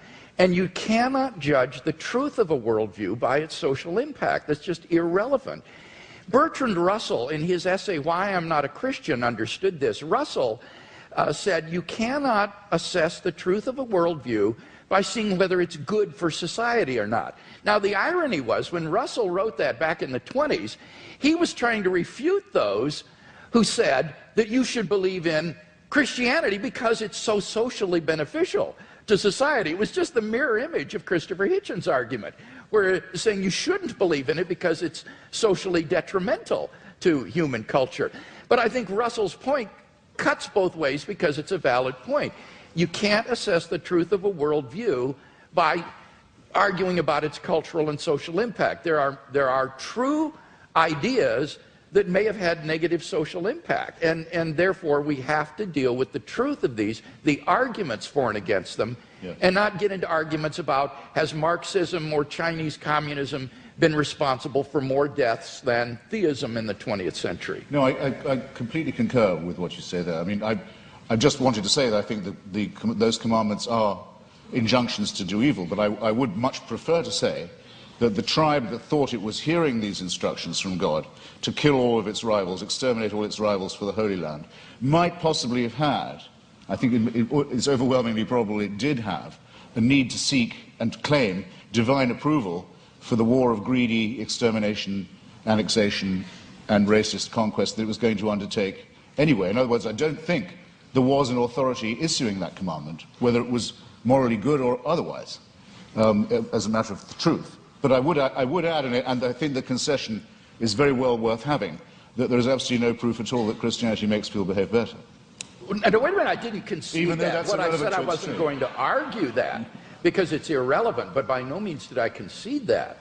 And I do appreciate as well the way you framed the issue about the Canaanites. I think you're quite right in saying that this is not an issue about whether or not God exists.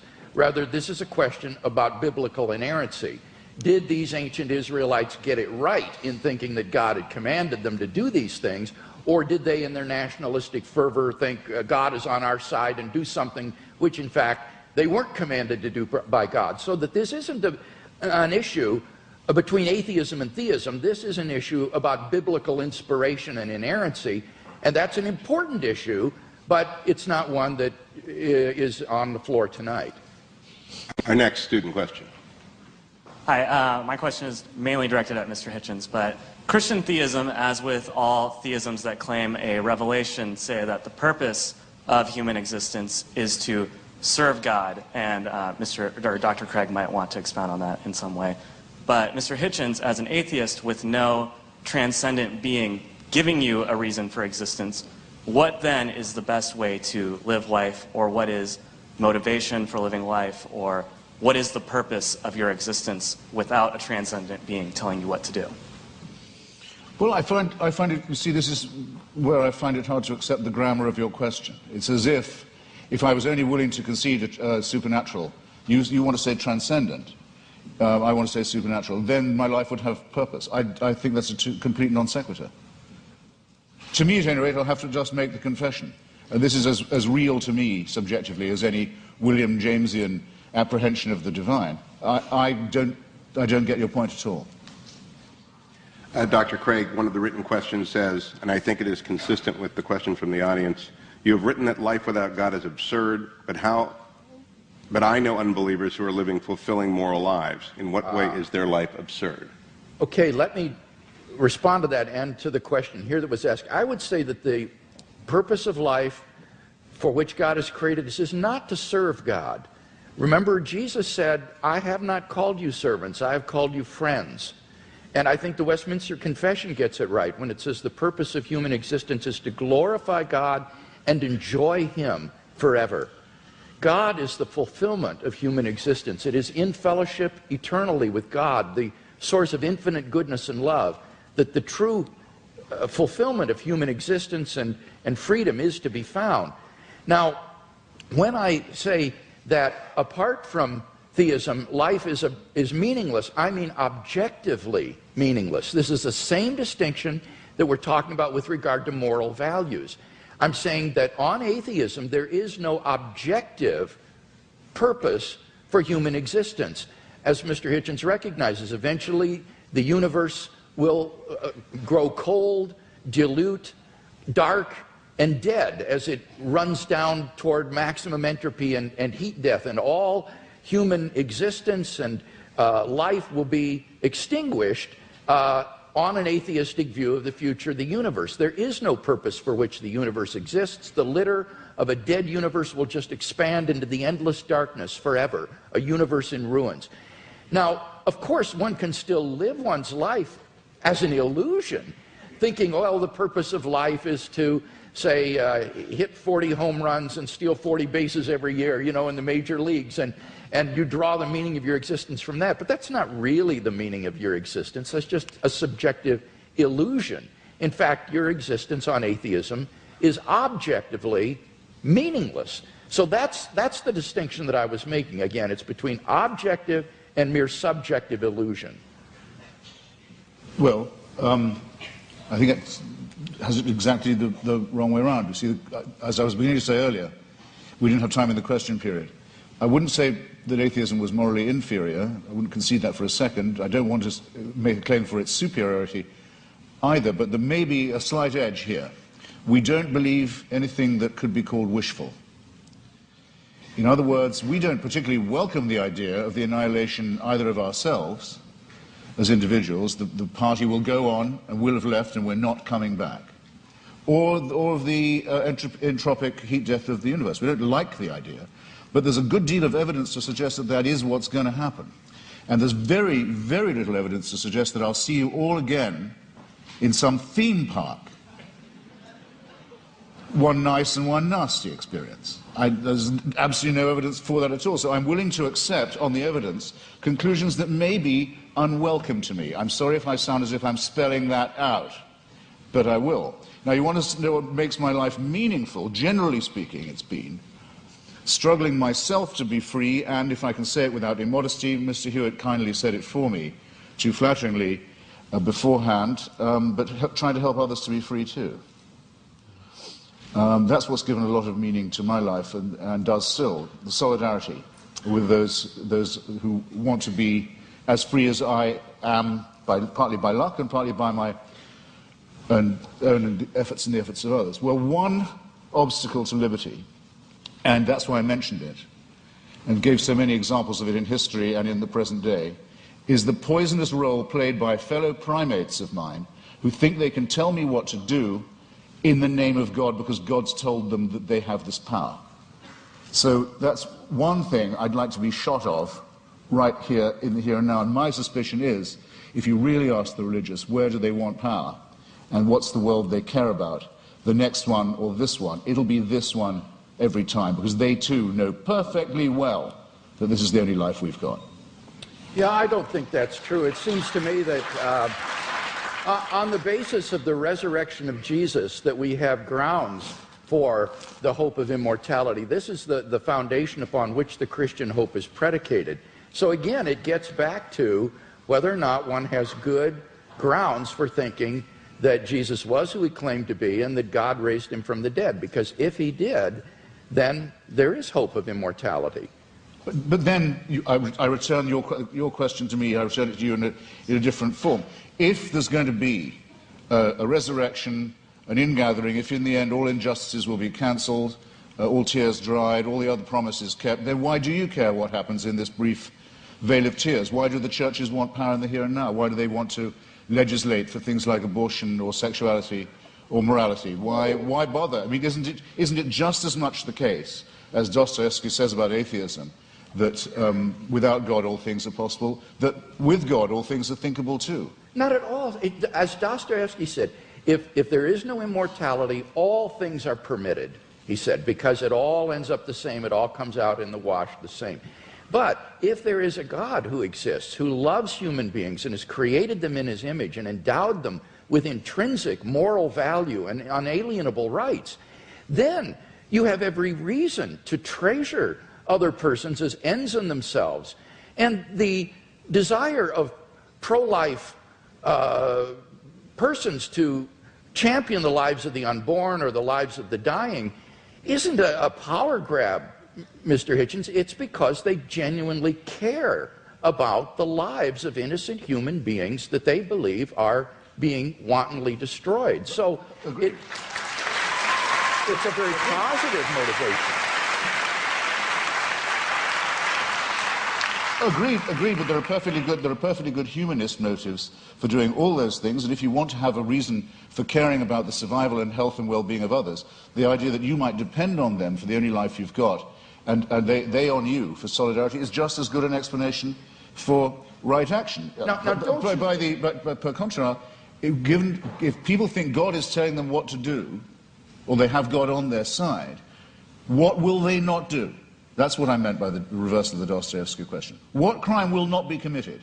What offense to justice and to reason and to humanity is not regularly committed by people who are convinced that it is God's will that they do that? If they commit such atrocities, it is only because they act inconsistently with their worldview rather than in line with it.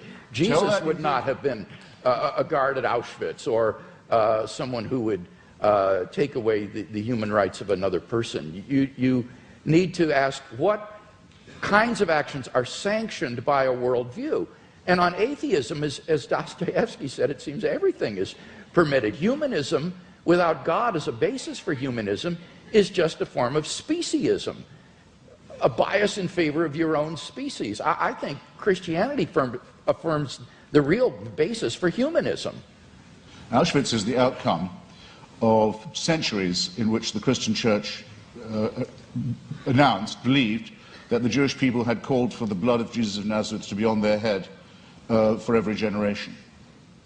It's only in one verse in the Bible, I know, but it happens to be the verse the church picked up on. I don't say Jesus would have been a guard there, that's not the point. The point is that this is not an aberration of religion, it is a scriptural injunction, as is the one to kill the Amalekites, as is the one to mutilate the genitals of children. The issue is, would Jesus have been a guard at Auschwitz? Because insofar as people who claim to be his followers were guards at Auschwitz, they were acting inconsistently and in defiance of the ethic of Jesus of Nazareth. Well, you should tell that to the Vatican. I mean, we know Paul Johnson, in his very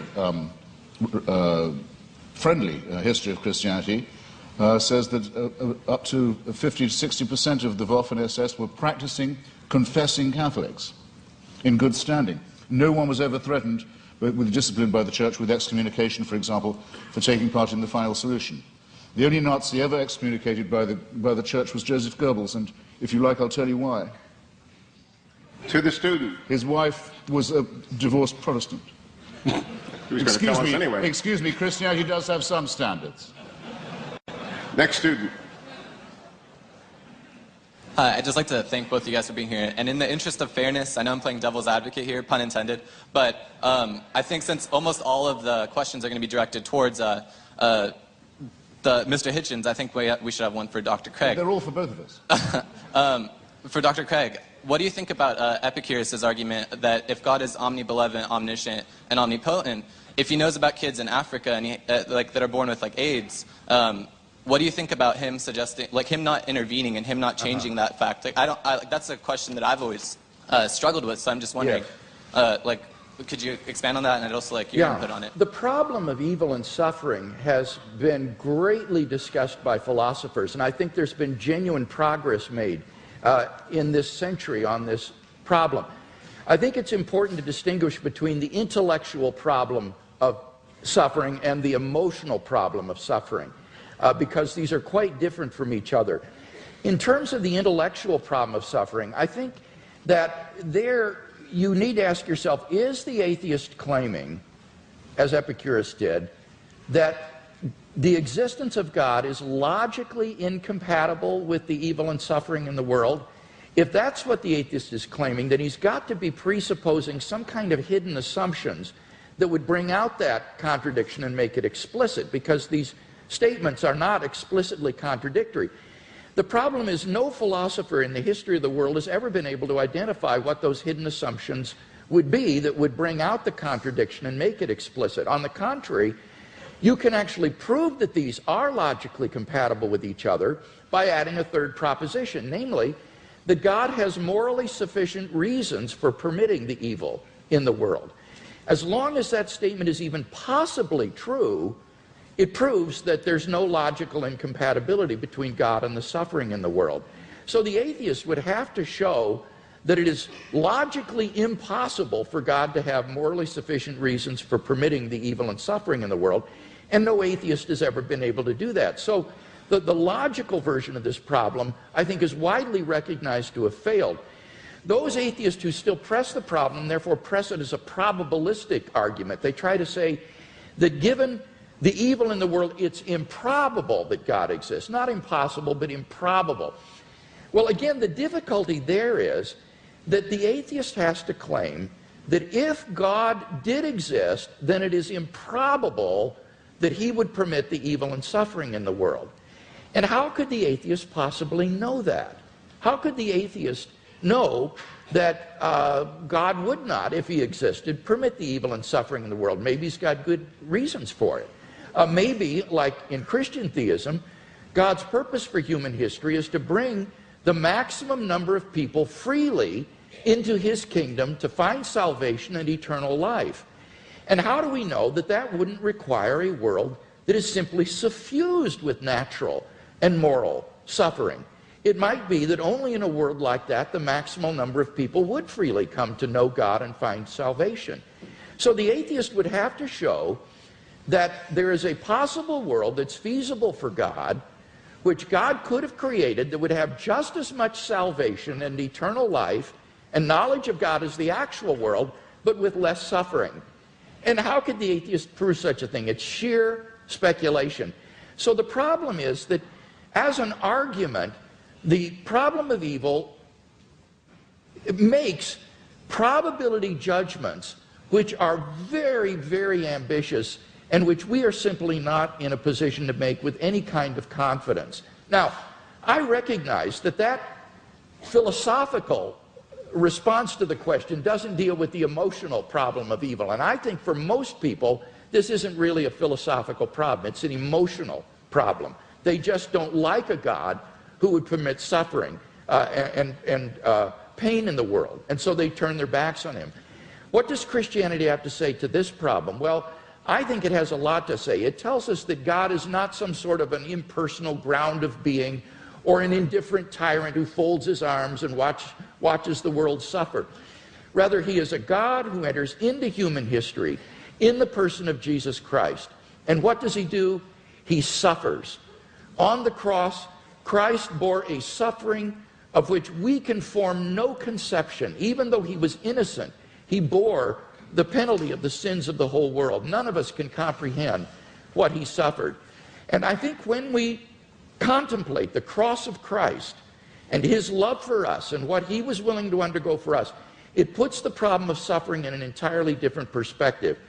It means, I think, that we can bear the suffering that God calls upon us to endure in this life with courage and with optimism for an eternal life of unending joy beyond the grave because of what Christ has done for us. And he will give us, I think, the courage and the strength to get through the suffering that God calls upon us to bear in this life. So whether it's an emotional issue or an intellectual issue, I think ultimately Christian theism can make sense out of the suffering and evil in the world. As the clock winds down, I reserve the last question for myself, Mr. Hitchens. Just on the devil's advocate point, when the Vatican asked me to testify against Mother Teresa, I discovered, which I did, I discovered that the office of devil's advocate has been abolished now. So I come before you as the only person ever to have represented the devil pro bono. Last question. Yeah, now, I'm not one of the, I was very intrigued by that reply and largely agree with it. If I was a believer, I would not feel God owed me an explanation. I'm not one of those atheists who thinks you can go around complaining. I mean, if you make the assumption that there is a deity, then all things are possible. You just have to be able to make that assumption. At our debate in Dallas the other day, I mentioned the case of Fräulein Freisel, the Austrian woman who was imprisoned in a dungeon by her father for a quarter of a century and incestuously raped and tortured and kept in the dark with her children for 25 years. And I asked people to imagine how she must have beseeched him, how she must have begged him, and how the children must have, and how they must have prayed, and how those prayers went unanswered, and those beggings and beseechings went unanswered for 25 years. And Douglas Wilson's reply to me was, God will cancel all that, and all those tears will be dried. And I say, well, if you're capable of believing that, then obviously what that woman went through and her children went through was perfectly worthwhile. And her father was all that time, without knowing it, and apparently not particularly wishing it, an instrument of the divine will. And as I have said to you before this evening, had occasion to say, you're perfectly free to believe that if you wish. To conclude. I do. You could, Mr.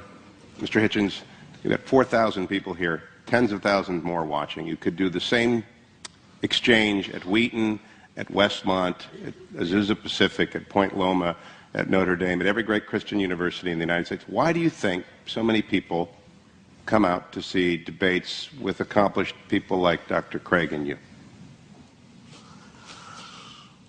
It's a time for this great question to come up again. I think there are two reasons for it. One is the emergence of a very aggressive theocratic challenge in various parts of the world We are about to see a long-feared nightmare come true, the acquisition of apocalyptic weaponry by a messianic regime in Tehran, which is already enslaving and ruining a formerly great civilization. We see the forces of Al-Qaeda and related jihadists ruining the societies of Iraq, of Afghanistan, Pakistan.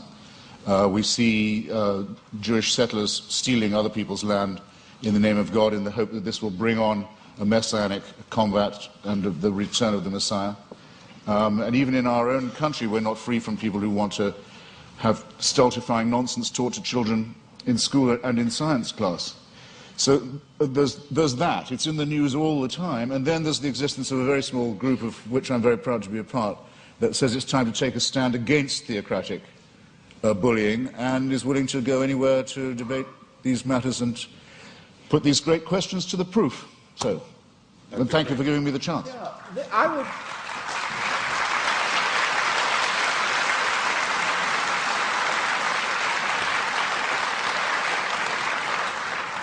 I would answer the question somewhat differently. I think that what we're seeing is the fruit of modernity.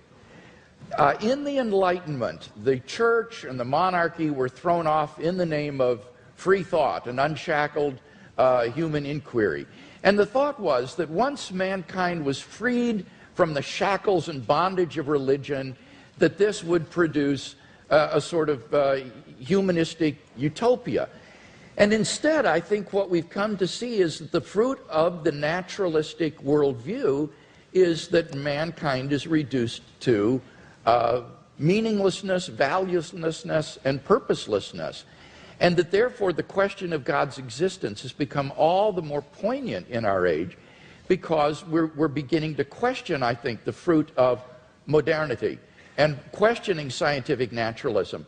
I'm privileged to be part of a revolution in Christian philosophy that has been going on over the last half century that has literally transformed the face of Anglo-American philosophy. As the scientific, naturalistic, atheistic worldview has been challenged in the name of reason and philosophy, and the theistic worldview reasserted. And I believe that we're seeing a tremendous groundswell of interest among lay people as this revolution is beginning to filter down to the man in the street. So I would see us as beginning to question the assumptions of modernity and the bitter fruits of modernity that have been so evident in the 20th century. And I'm hoping that this will lead to a tremendous renaissance in Christian thinking and Christian faith. To wrap up, then,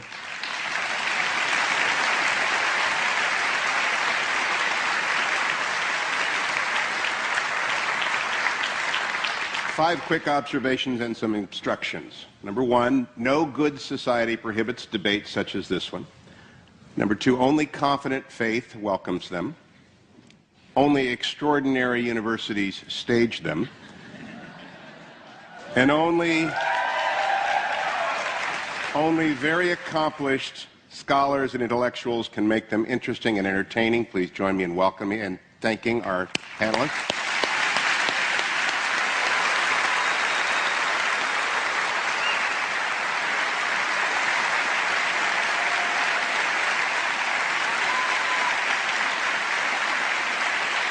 Both men,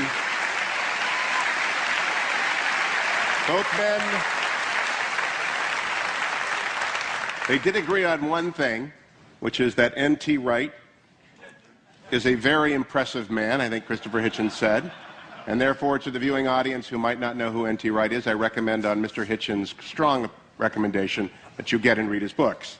I also want to tell you that I'm going to ask you to stay in your seats as our panelists exit stage right. There's a book signing. And I want to ask you if you have a book to stand in line. If you don't, please don't. And to recognize Mr. Hitchens has a 5 o'clock flight in the morning. So get your book signed. He loves to do that. But please don't ask him about his third cousin that you once met in Melbourne. Just let them get to talk to the book. So, gentlemen, I'm going to let you enter stage left here, and I'll hold them for a second. Thank you very much. Stay there so they can get around back.